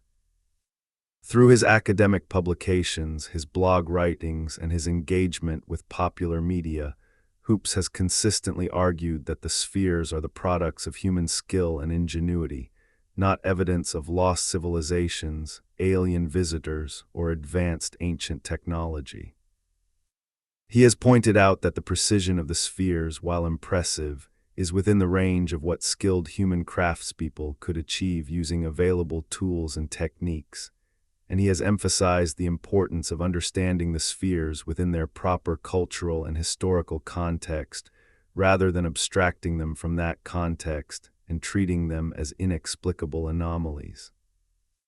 Hoops has also contributed to the theoretical understanding of the spheres by placing them within the broader framework of prestige goods and monumental display in pre-Columbian chiefdom societies. His analysis draws on comparative data from other regions and cultures to show that the production and display of impressive, labor-intensive objects is a common feature of chiefdom-level societies worldwide, and that the stone spheres of the Diquís Delta fit squarely within this universal pattern. This comparative perspective helps to normalize the spheres, showing that while they are unique in their specific form and execution, the underlying cultural dynamics that produced them are widespread and well understood. The work of Claude Baudez, a French archaeologist who conducted extensive research in Central America, also deserves mention. Baudez studied the stone sculpture of Costa Rica and other parts of the region, including the spheres, and contributed important observations about the relationship between sculptural forms and social and political organization in pre-Columbian chiefdoms. His comparative analyses helped to situate the spheres within the broader tradition of monumental stone sculpture in Lower Central America and to understand them as part of a continuum of artistic expression that included figures, machetes, and other sculpted objects. The contributions of Costa Rican institutions to the study and preservation of the spheres have been significant and deserve recognition. The National Museum of Costa Rica, known in Spanish as the Museo Nacional de Costa Rica, has played a central role in the documentation, conservation, and public presentation of the spheres. The museum's collections include numerous stone spheres of various sizes, many of which are displayed in the museum's gardens and galleries. The museum has also conducted and supported archaeological research in the Diquís Delta and has served as a repository for artifacts and records from sphere sites. The University of Costa Rica, through its School of Anthropology and its archaeological research programs, has trained generations of Costa Rican archaeologists who have contributed to the study of the spheres and the broader pre-Columbian heritage of the country. The university's research programs have produced theses, dissertations, and publications that have advanced our understanding of the spheres and their cultural context, and its faculty members have played important roles in the development of conservation and heritage management policies. The conservation of the stone spheres is a topic that deserves extended discussion because the challenges of preserving these objects in their tropical environment are formidable and the stakes are high. The spheres are national treasures, World Heritage sites, and irreplaceable windows into the pre-Columbian past. Their loss or deterioration would be a tragedy not just for Costa Rica but for all of humanity. The primary threats to the spheres fall into several categories: natural weathering, biological processes, human activities, and institutional challenges. Let us consider each in turn. Natural weathering, as discussed in the first part of our documentary, is an ongoing process that slowly but inexorably alters the surface and shape of the spheres. The chemical weathering caused by acidic rainwater dissolves the mineral components of the gabbro, particularly the plagioclase feldspar, creating a rough, pitted surface that contrasts with the original smooth finish. Mechanical weathering, caused by the expansion and contraction of the stone in response to temperature changes and by the growth of salt crystals in pores and cracks, can cause flaking and spalling of the surface layers. These processes are slow by human standards but relentless over archaeological time scales. Biological weathering adds another dimension to the challenge. The tropical environment of the Diquís Delta supports an extraordinary diversity of organisms, many of which can colonize and damage the surface of the spheres. Lichens, those remarkable symbiotic organisms composed of a fungus and an alga or cyanobacterium living together, are among the most common colonizers of stone surfaces in tropical environments. Lichens produce organic acids that dissolve the mineral components of the stone, creating tiny pits and channels that penetrate the surface. Over centuries, lichen growth can cause significant surface deterioration, altering the roundness and finish of the spheres. Mosses, ferns, and higher plants also pose threats to the spheres. Seeds that lodge in cracks or pits on the surface of a sphere can germinate and grow, their roots penetrating the stone and gradually widening cracks and dislodging fragments. In the extreme case, a tree can grow directly on top of a sphere, its roots enveloping the stone and eventually cracking it apart. The removal of established vegetation from the surface of a sphere is a delicate operation that must be carried out carefully to avoid causing further damage. Insects and other small animals can also contribute to the deterioration of the spheres.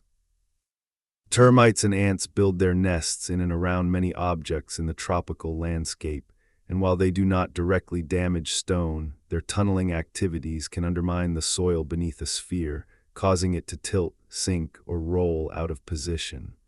Burrowing animals can have similar effects. Human activities pose perhaps the greatest threats to the spheres.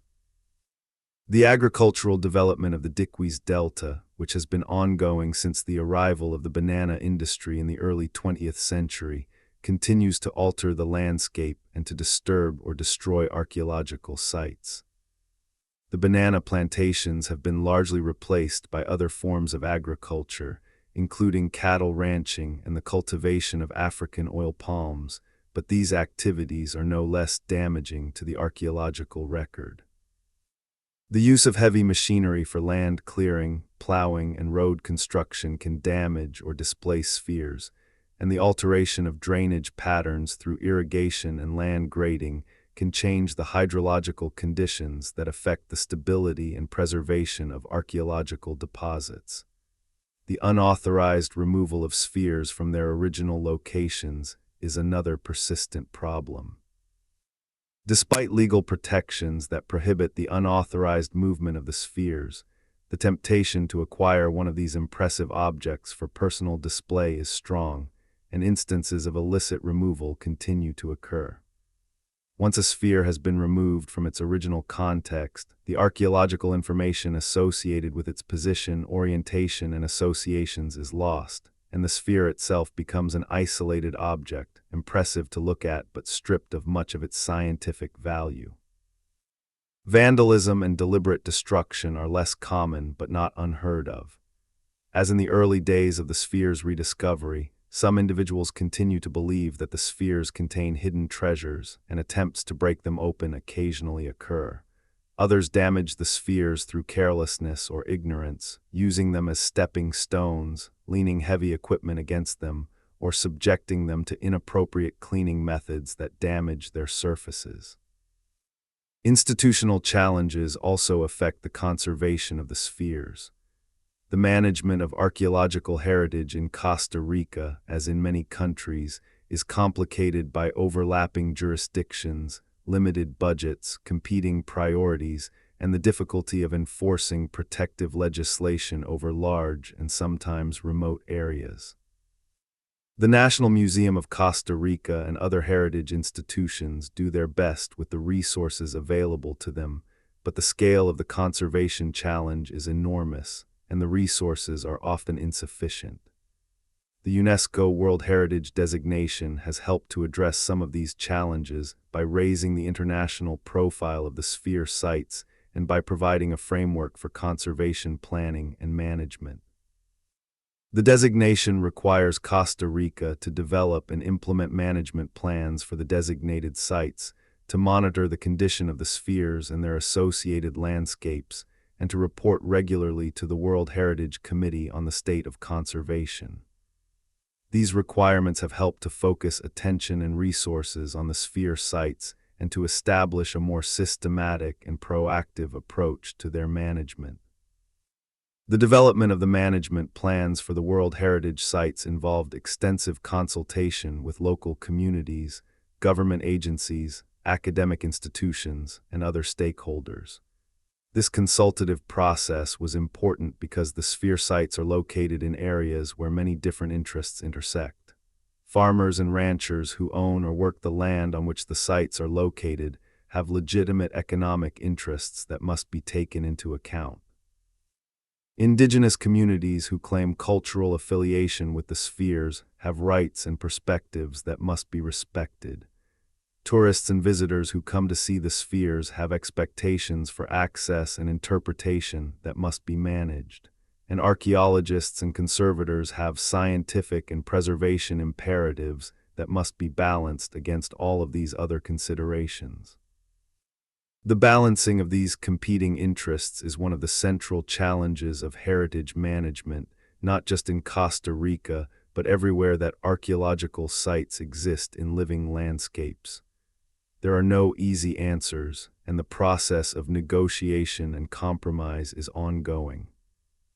But the fact that the stone spheres have survived for centuries in the tropical environment of the Diquís Delta, and that they continue to be studied, celebrated, and protected, is a testament to the commitment of the many people and institutions who have worked to ensure their preservation.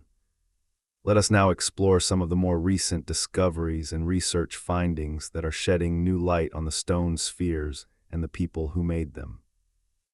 One of the most exciting developments in recent years has been the application of new technologies to the study of the spheres. Three-dimensional scanning, which uses laser or structured light technology to create detailed digital models of physical objects, has been used to document the shape and surface condition of several spheres with unprecedented precision. These digital models allow researchers to measure the roundness of the spheres to within fractions of a millimeter, to identify subtle surface features that might not be visible to the naked eye, and to create permanent records that can be studied and compared without the need to physically handle or even visit the original objects. The three-dimensional scans have confirmed what earlier measurements had suggested, that the best spheres are remarkably close to mathematically perfect but are not absolutely perfect. The scans have also revealed subtle surface features, including tool marks, weathering patterns, and areas of differential wear, that provide new information about how the spheres were made and how they have been affected by the environment over time. In some cases, the scans have revealed evidence of deliberate surface modification that was not previously recognized, including what appear to be faintly incised lines or marks that may have served as reference guides during the shaping process. Geochemical analysis is another technology that has been applied to the spheres with productive results. By analyzing the chemical composition of the stone, researchers can determine the specific type of gabbro or other rock from which a sphere was made, and can compare this composition to samples from known quarry locations to determine where the raw material came from. This provenance analysis can reveal the trade networks and transportation routes used by the sphere makers and can help to answer questions about the organization of sphere production. If all of the spheres at a particular site come from the same quarry, for example, it might suggest a single, organized production effort, while spheres from multiple quarries might suggest a more decentralized or varied production system. Remote sensing technologies, including ground-penetrating radar, magnetometry, and aerial photography using drones, are being used to identify buried spheres and archaeological features without the need for excavation. Ground-penetrating radar sends electromagnetic pulses into the ground and records the reflections that bounce back from buried objects and soil layers. A large stone sphere buried beneath the surface would create a distinctive radar signature that could be recognized by trained analysts. Magnetometry measures variations in the Earth's magnetic field that can be caused by buried objects or structures, and aerial photography can reveal subtle variations in vegetation and soil color that indicate the presence of buried features. These remote sensing technologies have already led to the identification of several previously unknown sphere locations and have provided new data about the layout and extent of archaeological sites in the Diquís Delta. As these technologies continue to improve and as their application becomes more widespread, they are likely to reveal many more spheres and sites that are currently hidden beneath the surface of the delta. The application of statistical methods to the analysis of sphere arrangements has also yielded interesting results. Researchers have used geographic information systems and spatial analysis software to map the positions of known spheres and to test hypotheses about the patterns in which they are arranged. These analyses have shown that the distribution of spheres across the landscape is not random, but shows clustering and patterning that is consistent with deliberate placement. The statistical significance of specific alignments, such as the orientation of lines of spheres towards celestial phenomena, has been more difficult to establish, but the tools and methods for conducting these analyses are becoming more sophisticated, and future studies may provide more definitive results. One particularly intriguing finding from recent research is evidence that some spheres may have been repositioned or rearranged over time. Soil analysis beneath and around certain spheres has revealed layers of fill material that suggest the sphere was moved or placed on a prepared surface at a particular point in time, and that this surface was later modified or covered by subsequent activity. If spheres were indeed moved and repositioned, it would suggest that their placement was not a one-time event but an ongoing process, with the arrangement of spheres being updated and revised in response to changing political, social, or ceremonial needs. This idea of dynamic, evolving sphere arrangements is consistent with what we know about the political dynamics of chiefdom societies. In chiefdoms, power is often unstable and contested, with rival chiefs competing for followers, resources, and prestige. The rise of a new chief, the expansion of a territory, the formation of a new alliance, or the death of a powerful leader could all have prompted changes in the arrangement of spheres, as the new political reality was reflected in the physical landscape. The spheres in this interpretation were not static monuments but dynamic components of a living political system, their positions and arrangements changing over time as the fortunes of individual leaders and communities rose and fell. The study of ancient environmental conditions in the Diquís Delta has also contributed to our understanding of the sphere-making tradition. Paleoenvironmental research, using techniques such as pollen analysis, sediment coring, and the study of ancient plant remains, has reconstructed the vegetation, climate, and land use patterns of the delta over the past several thousand years. These studies have shown that the delta has undergone significant environmental changes over time, including periods of more and less intensive human land use, shifts in river courses, and fluctuations in sea level that affected the extent and character of the coastal lowlands. The environmental history of the delta is relevant to the study of the spheres because it provides context for understanding the economic base that supported sphere production. As we discussed earlier, sphere production required a significant economic surplus, which was generated by the agricultural productivity of the delta. Changes in environmental conditions, such as periods of increased rainfall or flooding, could have affected agricultural productivity and, by extension, the capacity of the delta's communities to invest labor in sphere production. Similarly, shifts in river courses could have altered the availability of gabbro boulders in riverbeds, affecting the supply of raw material for sphere making. The paleoenvironmental data also help to explain the concentration of sphere sites in certain parts of the delta. The most productive agricultural areas, those with the richest soils, the most reliable water supplies, and the most favorable growing conditions, would have supported the densest populations and the most powerful chiefdoms, and it is in these areas that we would expect to find the most impressive spheres. The correspondence between environmental productivity and sphere distribution has been noted by several researchers and provides additional support for the interpretation of the spheres as expressions of political power based on economic wealth. Let us now consider the stone spheres in the context of the broader pre-Columbian cultural traditions of Lower Central America, because the spheres did not exist in isolation. They were part of a rich and diverse cultural landscape that included many other forms of artistic expression, social organization, and technological achievement. The intermediate area, the archaeological term for the region between Mesoamerica and the Andes that includes most of Lower Central America and northern Colombia, was home to a remarkable diversity of indigenous cultures, each with its own distinctive traditions and achievements. While these cultures are often overshadowed in popular imagination by the better-known civilizations of the Maya, Aztec, and Inca, they were sophisticated and accomplished in their own right, and their contributions to the human story are significant and worthy of attention. One of the most distinctive features of the intermediate area cultures was their skill in working gold and other metals.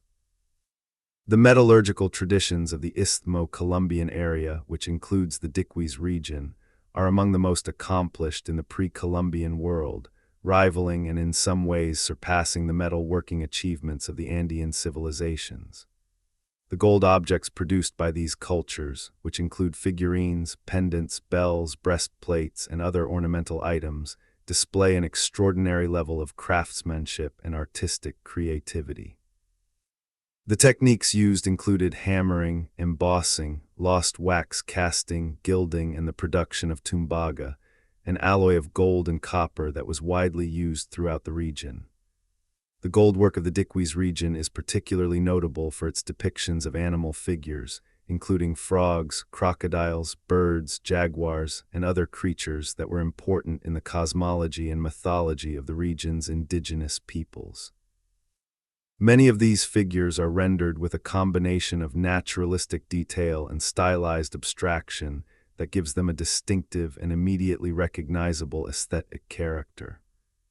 The gold objects were likely associated with elite status and ceremonial activity, and they may have been worn as items of personal adornment, displayed as symbols of power and wealth, or used as offerings in religious rituals.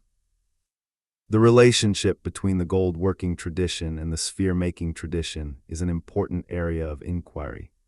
Both traditions required specialized skills, significant investments of labor, and the mobilization of resources by powerful leaders. Both traditions produced objects that served as symbols of status and power, and both traditions were embedded in a broader cultural system that valued artistic expression, craftsmanship, and the creation of beautiful and meaningful objects.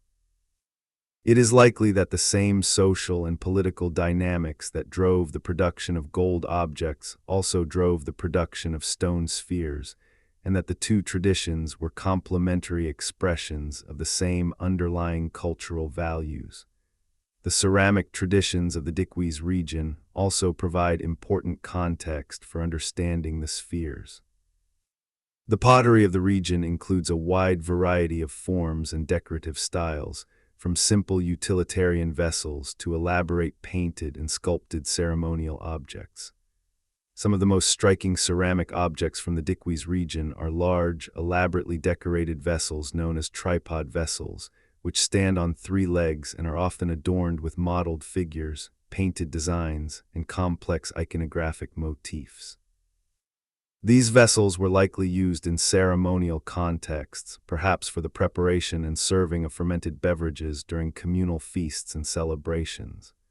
The iconography of the Diquís ceramics is rich and complex, featuring depictions of humans, animals, and supernatural beings in a variety of postures and activities. Some figures appear to represent warriors or chiefs, adorned with elaborate headdresses and jewelry. Others depict animals or composite creatures that combine features of different species, suggesting a rich mythological tradition in which the boundaries between the human and animal worlds were fluid and permeable. Still others show geometric and abstract designs whose meanings are difficult to interpret without access to the cultural knowledge that informed them. The study of the ceramic iconography has the potential to shed light on the meaning of the stone spheres, if connections can be established between the symbols and motifs depicted on the pottery and the contexts in which the spheres were used. For example, if certain ceramic designs are consistently found in association with spheres, it might suggest that the symbols depicted on the pottery are related to the meaning or function of the spheres. Similarly, if certain types of vessels are found exclusively or predominantly at sphere sites, it might indicate that specific ceremonial activities involving those vessels were conducted in the presence of the spheres. These are speculative possibilities, but they illustrate the kind of integrative, multi-evidence approach that has the greatest potential to advance our understanding of the sphere-making tradition. Stone sculpture in the Diquís region extended beyond the spheres to include a variety of other forms. Among the most notable are the barrels, or barrel-shaped stones, which are large cylindrical objects that may have served as seats, pedestals, or ceremonial objects.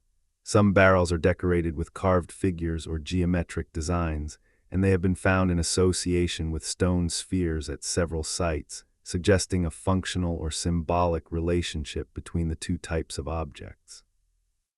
Other stone sculptures from the region include human and animal figures, architectural elements, and various utilitarian objects such as grinding stones or machetes, which were used for processing maize and other foods. The machetes of the Diquís region are themselves works of art. While machetes in their most basic form are simple flat stones used for grinding grain, the elaborate ceremonial machetes of the Diquís region are large, intricately carved objects that feature complex sculptural decoration, including figures of jaguars, birds, and other animals that support the grinding platform on their backs. These ceremonial machetes were likely not used for everyday food processing, but served as prestige objects or ceremonial items, perhaps used in the preparation of special foods or beverages for feasts and rituals. The artistic sophistication of these Machetes, like the precision of the stone spheres, speaks to the high level of craftsmanship and aesthetic sensibility that characterize the Diquís culture. The jade working tradition of pre-Columbian Costa Rica also deserves mention, though jade working was more prominent in the northern and central parts of the country than in the Diquís region. Jade, a hard, green stone prized for its beauty and symbolic associations, was worked into a variety of forms, including pendants, beads, axes, and figurines. The jade objects of Costa Rica are among the finest in the pre-Columbian world and attest to the high level of skill in stoneworking that existed in the region long before the sphere-making tradition reached its peak. The techniques used in jade working, including cutting, grinding, drilling, and polishing, are related to the techniques used in sphere production, and it is possible that the two traditions shared common roots and influenced each other's development. Let us now turn to a topic that has generated considerable discussion in recent years: the role of the stone spheres in the cultural identity and political discourse of modern Costa Rica.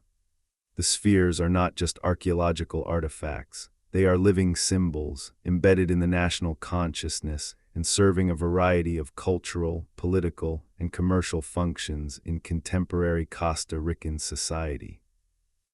The adoption of the stone spheres as national symbols began in the decades following their rediscovery and has intensified over time.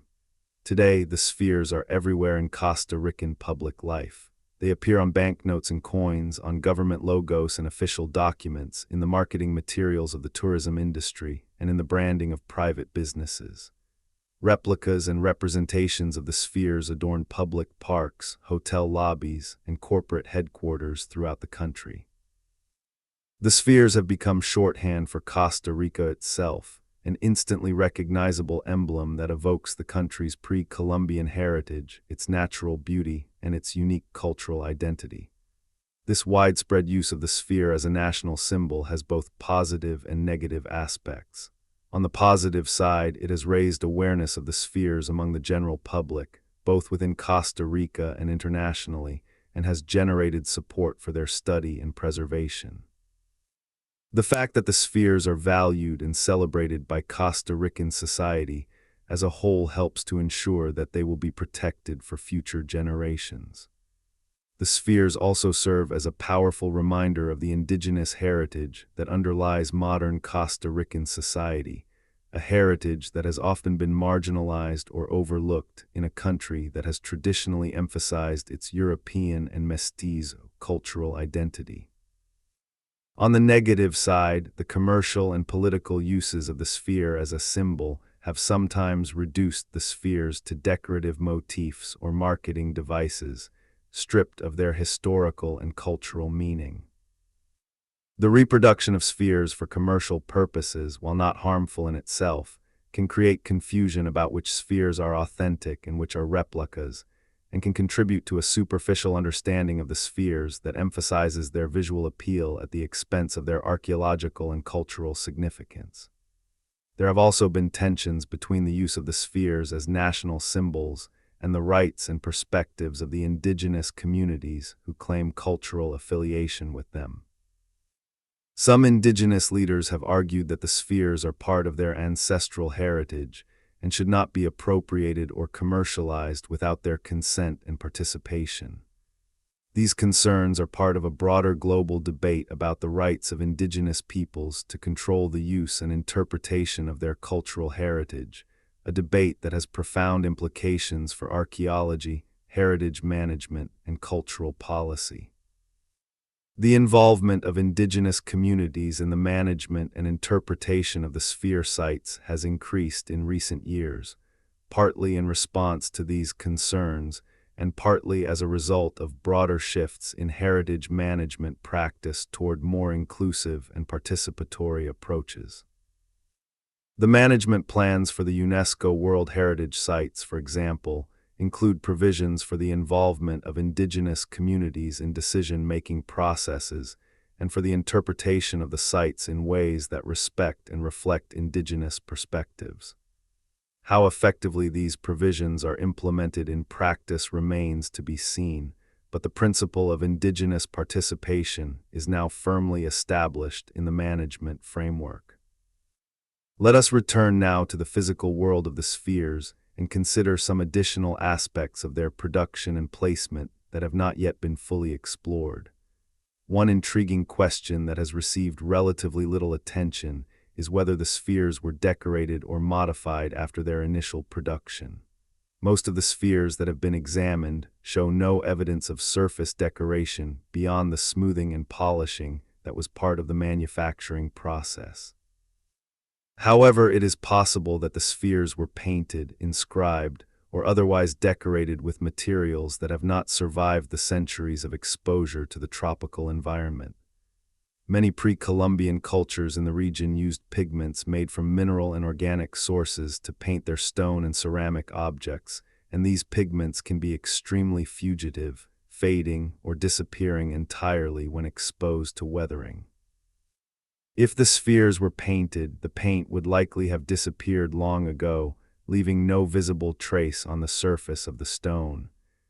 Some researchers have used microscopy and chemical analysis to look for traces of pigment on the surfaces of the spheres, but the results have been inconclusive.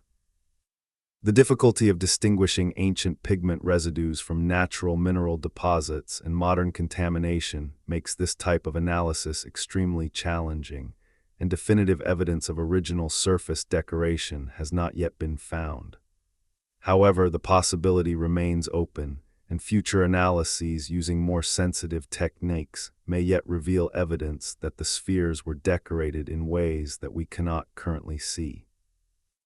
Another question that has intrigued researchers is whether the spheres were designed to be viewed from specific angles or in specific lighting conditions. The surface finish of a polished gabbro sphere changes dramatically depending on the angle and intensity of the light falling on it.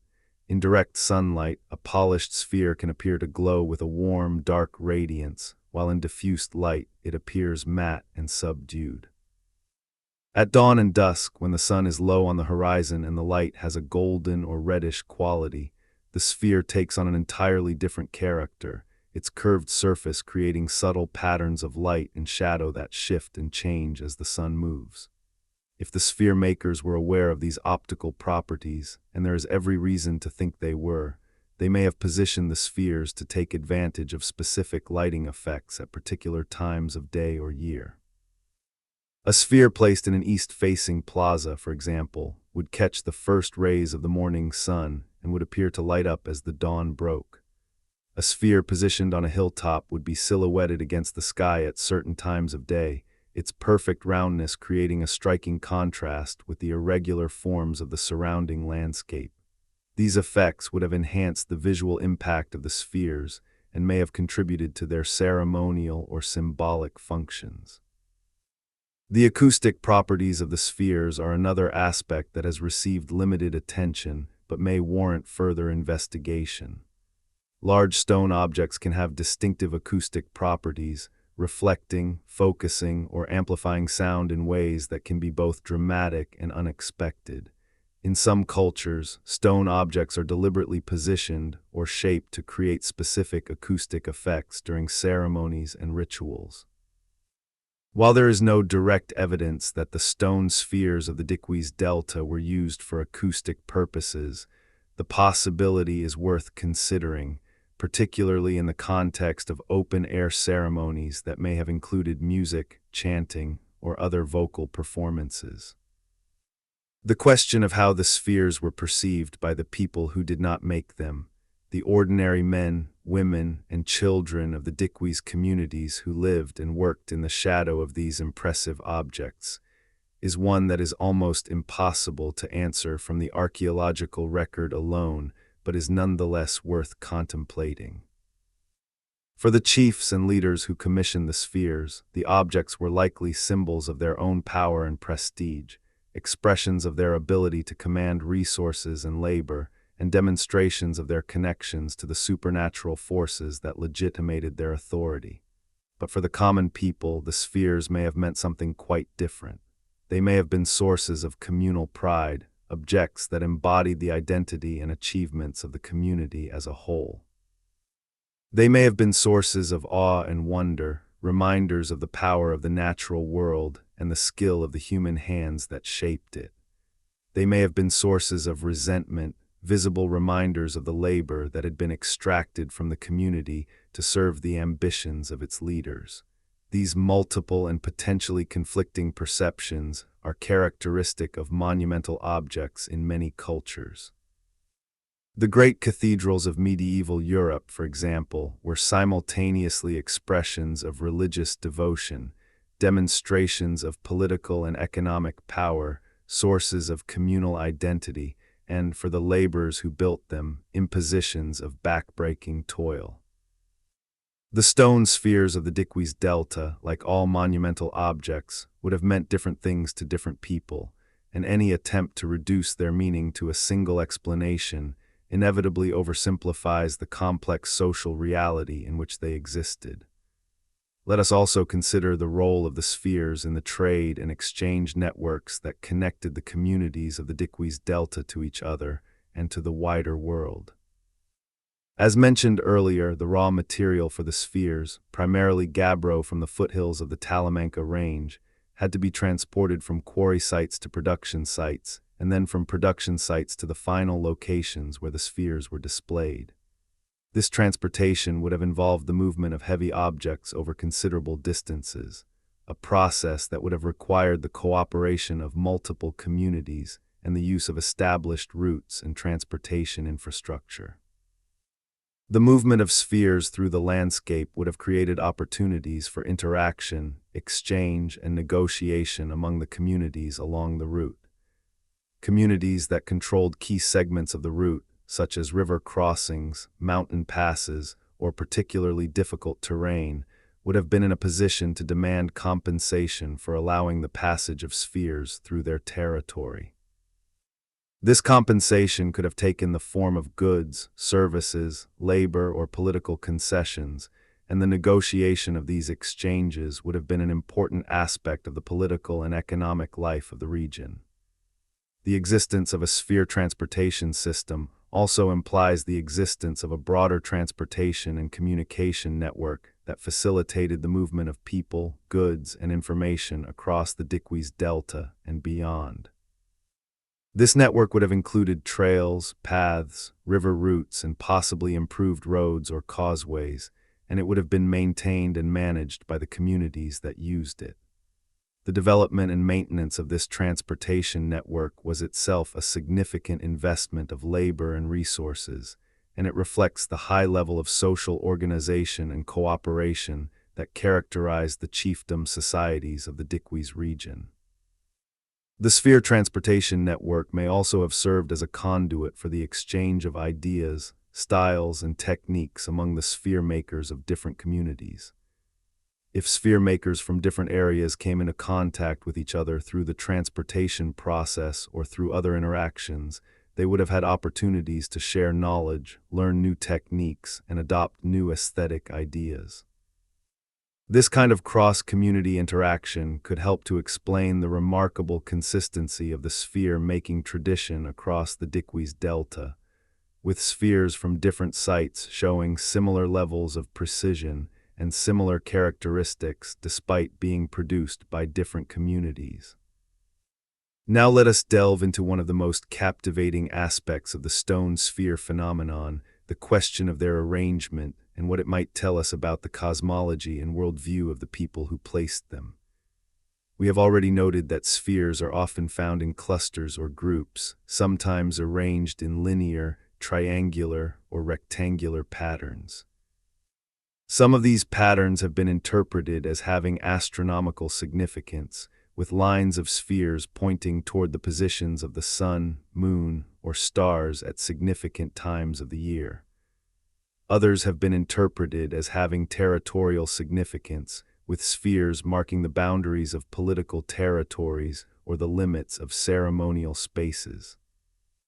Still others have been interpreted as having aesthetic or symbolic significance, with the arrangement of spheres creating visual compositions that expressed ideas about order, balance, and harmony.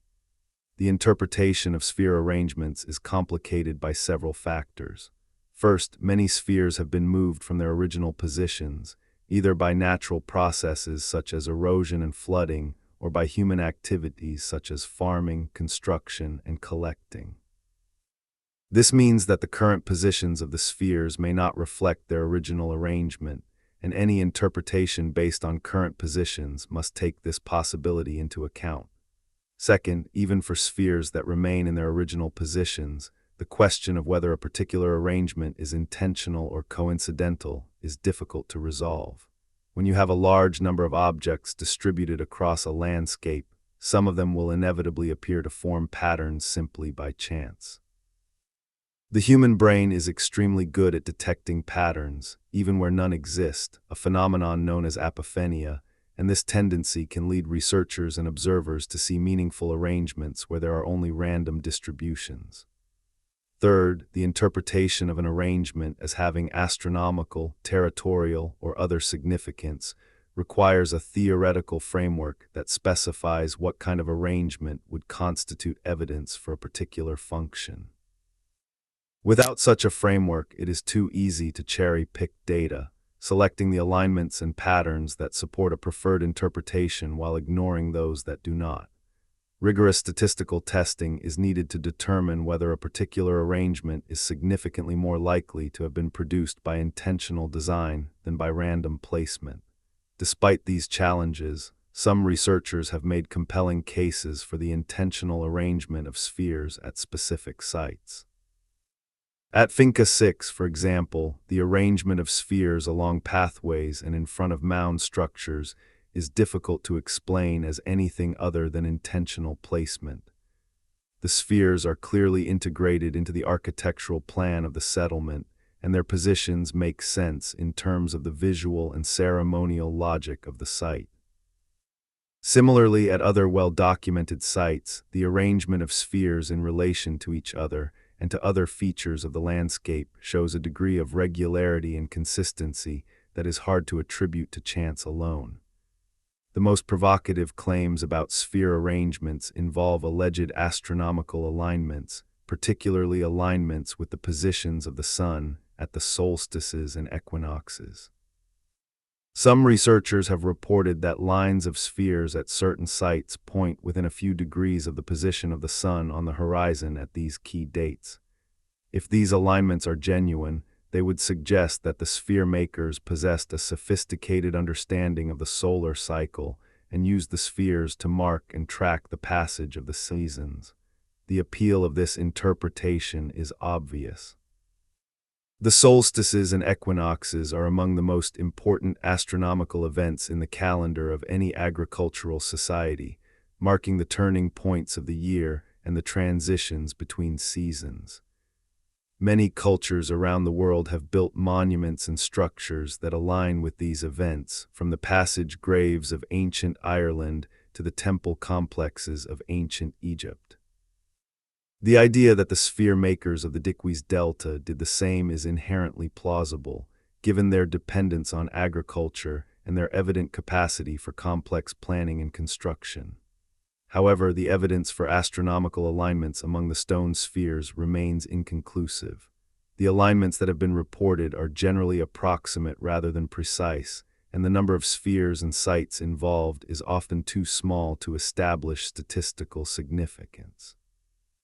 Furthermore, the possibility that some spheres have been moved from their original positions introduces an element of uncertainty that is difficult to resolve. Until more rigorous and comprehensive studies are conducted, the astronomical hypothesis must be regarded as an intriguing possibility rather than an established fact. Let us also consider the emotional and experiential dimension of the spheres, because understanding the impact that these objects have on those who encounter them is an important part of understanding their significance, both in the past and in the present. To stand before a large stone sphere, particularly one that remains in its original position in the landscape of the Diquís Delta, is to have an experience that is difficult to convey in words. The sphere is massive, heavy, and solid, rooted in the earth with a permanence that makes human concerns seem fleeting and insubstantial. Its surface is smooth and cool to the touch, and its roundness gives it a quality of completeness and self-containment that is deeply satisfying to the eye. It does not point in any direction. It does not lean or tip or suggest movement. It simply is, round, solid, present. And in its simple, perfect presence, it radiates a kind of authority that does not need to assert itself because it is self-evident. This quality of quiet authority is surely part of what the sphere makers intended. A chief who placed a large, perfectly round stone sphere in front of his residence was not just displaying his wealth and power. He was creating an anchor, a focal point, a source of visual and psychological gravity that drew the attention and respect of all who came near. The sphere, by its very nature, commanded attention and demanded respect. It was a statement that did not need words, a claim to power that did not need explanation. The experience of encountering a sphere in the wild, so to speak, in the jungle or in a field, half buried in the earth and surrounded by vegetation, is different from encountering one in a museum or park. In the controlled environment of a museum, the sphere is an exhibit, an object to be studied and admired from behind a rope or a glass case. In the landscape, the sphere is part of the world, embedded in the earth and the vegetation and the sounds and smells of the tropical environment. It feels less like an artifact and more like a natural phenomenon, a geological feature that just happens to be perfectly round. This sense of the sphere as belonging to the landscape, as being rooted in the earth and the place, is powerful and moving, and it suggests that the sphere makers intended their creations to be experienced not as isolated objects, but as elements of a larger, integrated landscape. The tourists and visitors who come to the Diquís Delta to see the spheres often report a sense of awe and wonder that goes beyond what they expected.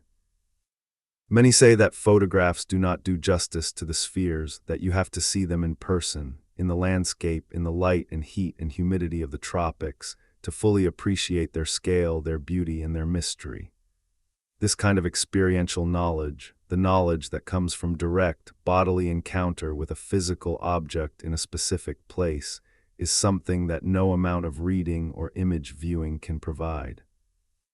It is the kind of knowledge that the sphere makers themselves would have valued and cultivated, and it is one of the reasons why the in situ preservation of the spheres in their original landscape is so important. The role of the spheres in the modern tourism industry of Costa Rica is significant and growing. Costa Rica is one of the most popular tourist destinations in Central America, known for its extraordinary biodiversity, its national parks and protected areas, its adventure tourism opportunities, and its commitment to environmental sustainability. The stone spheres add a cultural and historical dimension to the country's tourism offerings, attracting visitors who are interested in archaeology, history, and indigenous cultures. The development of the sphere sites as tourist destinations has required careful planning and management to ensure that the increased visitor traffic does not damage the spheres or their archaeological context. Walkways, viewing platforms, and interpretive signage have been installed at some sites to direct visitors and provide information while minimizing physical impact. Train guides lead tour of the sphere sites, offering explanations of the history, archaeology, and significance of the spheres that are grounded in the best available scientific knowledge.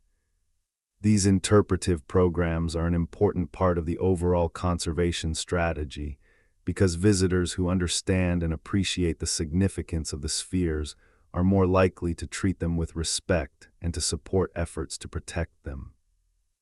The economic benefits of sphere-related tourism can also support conservation efforts by providing income and employment to local communities.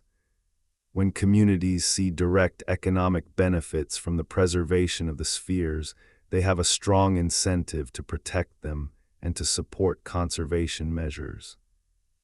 This alignment of economic and conservation interests is a key element of sustainable heritage management, and is one of the reasons why the development of sphere-related tourism has been actively encouraged by heritage managers and government agencies. Let us also consider the fate of the spheres that have been removed from the Diquís Delta and placed in other locations throughout Costa Rica and beyond. These displaced spheres are, in a sense, ambassadors for the broader collection, bringing the story of the sphere-making tradition to audiences who might never visit the Diquís Delta. But they are also separated from their original context, and their displacement raises important questions about authenticity, meaning, and the ethics of artifact removal. The most prominent collection of displaced spheres is at the National Museum of Costa Rica in San Jose, where several large spheres are displayed in the museum's gardens.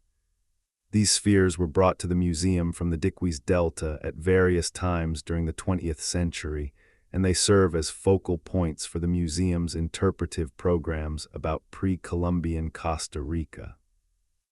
The museum display provides visitors with an opportunity to see and appreciate the spheres up close, and the museum's exhibits provide contextual information about the sphere's history, manufacture, and significance. Other displaced spheres can be found in a wide variety of locations, including public parks, government buildings, private estates, and commercial properties. Some of these spheres are well cared for and respectfully displayed. Others are neglected, sitting in weedy corners or serving as glorified garden ornaments, their archaeological significance unrecognized or ignored by their current custodians. The conditions under which these displaced spheres are maintained vary enormously, and their long-term preservation is by no means assured. The question of whether displaced spheres should be returned to the Diquís Delta has been raised by some archaeologists and heritage advocates. The argument for return is that the spheres are most meaningful and most scientifically valuable when they are in their original landscape, and that their removal from that landscape represents a loss of information and integrity that should be reversed where possible.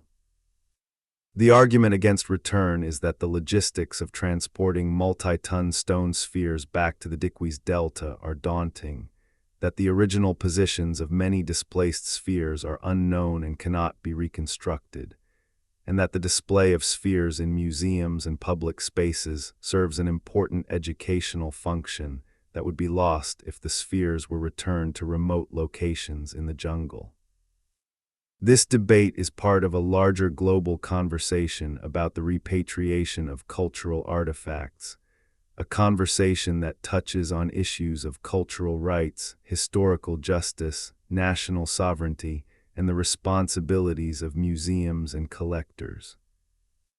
There are no easy answers, and the resolution of these issues will depend on ongoing negotiations among the many stakeholders involved, including archaeologists, heritage managers, indigenous communities, government agencies, and the general public. As we draw toward the conclusion of our exploration, let us reflect on what the stone spheres of the Diquís Delta tell us about the human condition. The spheres are, above all, a testament to the human capacity for creation.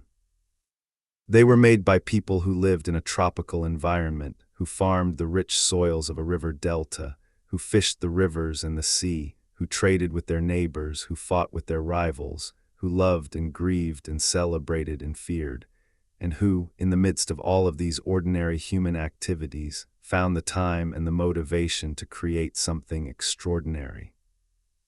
They shaped stone into the most perfect geometric form in nature, not because they needed to, not because their survival depended on it, but because they wanted to, because they could, because the human spirit demands expression, and the human eye demands beauty, and the human heart demands meaning, and the stone spheres satisfied all of these demands with an elegance and simplicity that continues to resonate across the centuries. The spheres are also a testament to the human capacity for collaboration. No single individual, no matter how skilled, could have produced a large stone sphere alone. The creation, transportation, and placement of a sphere required the coordinated effort of many people, each contributing their skills, their labor, and their time to a shared project. This capacity for collaboration, for working together toward a common goal that transcends individual interests, is one of the most remarkable and most important characteristics of our species, and the stone spheres are a vivid and tangible expression of it. The spheres are a testament to the human capacity for patience. The shaping of a large gabbro boulder into a near-perfect sphere using stone tools and abrasive materials was a process that took months or years of sustained, repetitive effort. It required a kind of patience that is almost unimaginable in our modern world of instant gratification and rapid technological change. The sphere makers knew that the object they were creating would not be finished today or tomorrow or next week. They knew that it would take a long time, and they were willing to invest that time because they believed that the finished product would be worth the effort. This long-term perspective, this willingness to work toward a goal that lies far in the future, is a quality that the modern world could benefit from cultivating. The spheres are a testament to the human capacity for precision. The near-perfect roundness of the best spheres represents a standard of craftsmanship that is remarkable by any measure. Achieving this level of precision with simple tools and human senses required an extraordinary combination of skill, knowledge, and attention to detail. The sphere makers were not just laborers. They were artists and engineers, masters of their craft who had honed their skills over years of training and practice. Their achievement deserves to be recognized and celebrated, not as evidence of mysterious advanced technology, but as a triumph of human skill, patience, and determination. And the spheres are a testament to the human desire for permanence. In a world of constant change, where everything that lives must eventually die and everything that is built must eventually crumble, the stone spheres stand as an assertion of endurance. They are made from one of the hardest and most durable stones on Earth, shaped into one of the most stable geometric forms in nature, and placed in the landscape with the clear intention that they should remain there for a very long time. The sphere makers knew that their lives were finite, that their communities would rise and fall, that the world they knew would eventually pass away. But they also knew that the spheres they created would endure, would outlast their makers and their makers' descendants, would sit in the earth long after the memories and names and stories of the people who created them had been forgotten. And they were right. The spheres have endured, and they will continue to endure long after we ourselves have passed. There is a particular moment in the Diquís Delta that captures the essence of the stone sphere experience better than any other. It is the moment when you first see a sphere in its landscape, when you come around a bend in a trail or emerge from a thicket of vegetation, and suddenly find yourself face to face with a massive, perfectly round stone object sitting in the earth as though it has been there since the beginning of time.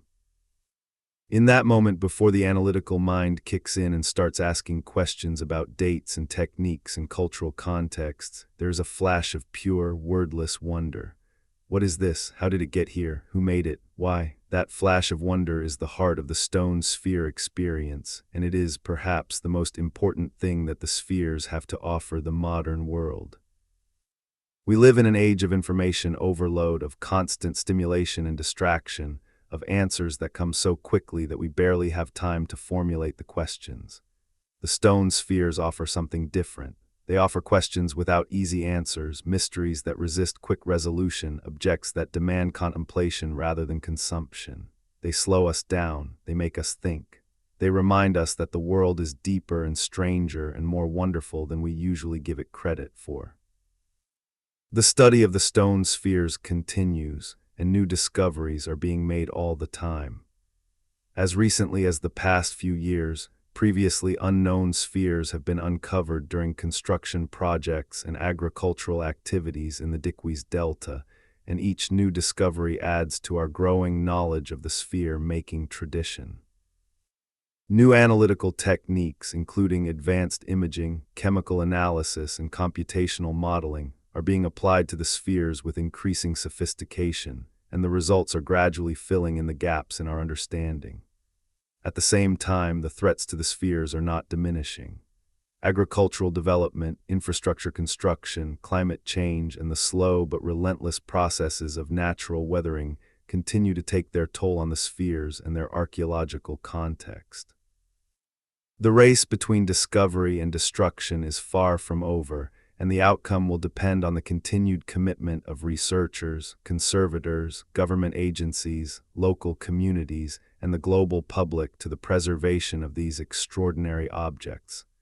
The future of the stone spheres is in our hands, collectively and individually. Each of us can contribute to their preservation by learning about them, by supporting the institutions and organizations that work to protect them, by visiting them with respect and appreciation, and by sharing their story with others. The spheres have survived for centuries in the hostile environment of the tropical jungle. It would be a tragedy beyond measure if they were lost now, not to the forces of nature, but to the indifference and carelessness of the very people who are best positioned to appreciate and protect them. The stone spheres of the Diquís Delta are many things. They are archaeological artifacts, objects of scientific study and scholarly debate. They are works of art, expressions of a sophisticated aesthetic sensibility that valued form, precision, and beauty. They are political symbols, tangible expressions of the power and ambition of the chiefs who commissioned them. They are cultural icons, emblems of Costa Rican identity and heritage that are recognized around the world. They are tourist attractions, drawing visitors to the Diquís Delta and generating economic activity that benefits local communities. And they are mysteries, questions carved in stone that continue to challenge and inspire everyone who encounters them. But above all, the stone spheres are human creations. They were made by human hands, using human knowledge and human skills in pursuit of human goals and aspirations.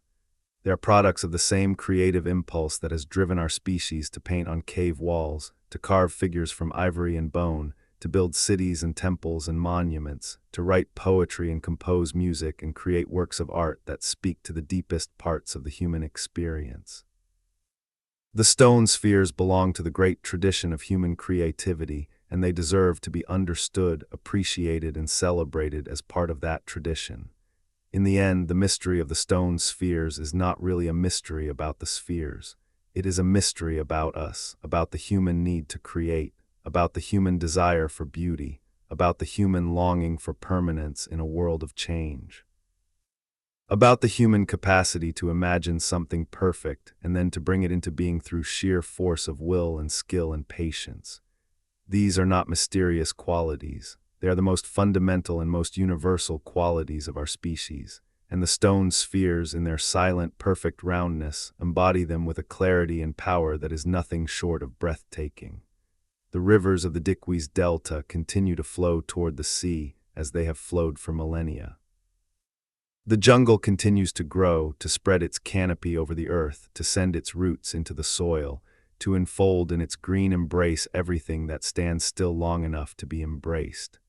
The rains continue to fall, heavy and warm and relentless, soaking the earth and feeding the rivers and running in rivulets down the smooth, curved surfaces of the stone spheres. And the spheres continue to sit in the earth, round and solid and patient, enduring the passage of time with the quiet dignity of objects that know they were made to last. They are not going anywhere. They have been here for centuries, and they will be here for centuries more. They will be here when we are gone, when our names are forgotten and our stories are lost, when the world we know has been transformed beyond recognition by the relentless processes of change.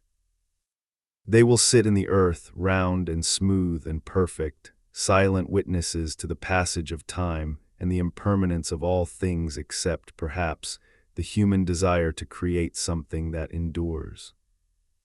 And if some future traveler, wandering through the jungle of the Diquís Delta in some unimaginable future time, comes upon one of these spheres and stops and stares and wonders, as we have stopped and stared and wondered, then the sphere will have accomplished its purpose, not the purpose that its makers intended, perhaps, but a purpose that is no less valid and no less important.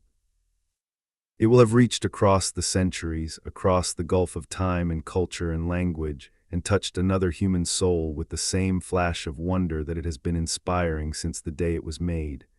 That is the legacy of the stone spheres of Costa Rica, not the answers they hold, but the wonder they inspire, not the questions they answer, but the questions they ask. Not the past they represent, but the future they invite us to imagine, a future in which we continue to ask, to wonder, to create, to strive for something as close to perfection as our imperfect hands and minds can achieve. A future in which we are still capable of being stopped in our tracks by the sight of something beautiful and mysterious and profoundly, ineffably human. The spheres are waiting. They have always been waiting. And as long as there are people in the world who are capable of wonder, they will never wait in vain. The sunlight moves across the surface of the sphere, tracing the curve from shadow to brilliance and back again, and the day passes and the night falls, and the stars wheel overhead in the same patterns that the sphere makers watched 1,000 years ago. And the sphere sits in the earth, round and smooth and patient and eternal, a perfect circle of stone in an imperfect world, a silent monument to the people who made it and the spirit that drove them and the mystery that surrounds them still. This is the story of the stone spheres of Costa Rica. It is a story without an ending because the spheres are still here, and the questions they raise are still unanswered, and the wonder they inspire is still as fresh and as powerful as it was on the day they were first shaped from the raw stone of the mountains and placed in the earth of the delta, to stand as witnesses to the ambitions and dreams and achievements of a people who have been gone for 500 years, but whose creations endure, round and smooth and perfect, in the warm, wet green, mysterious heart of the Diquís Delta. And now, as our documentary reaches its conclusion, we leave you with this final image. A stone sphere 8 feet in diameter, 16 tons of gabbro shaped by human hands into a form of breathtaking beauty and precision, sitting in the shade of a tropical tree, half covered in moss, its surface glistening with the moisture of the morning dew, its roundness a silent challenge to the chaos and imperfection of the natural world that surrounds it. It has been sitting there for centuries. It will be sitting there for centuries more. It does not speak. It does not explain itself. It simply exists, round and solid and beautiful and mysterious, a gift from the past to the future, a question that does not demand an answer but rewards the asking, a stone monument to the infinite creativity and the unfathomable mystery of the human spirit. The stone spheres of Costa Rica, perfect in their imperfection, mysterious in their simplicity, eternal in their silence, they are waiting for you.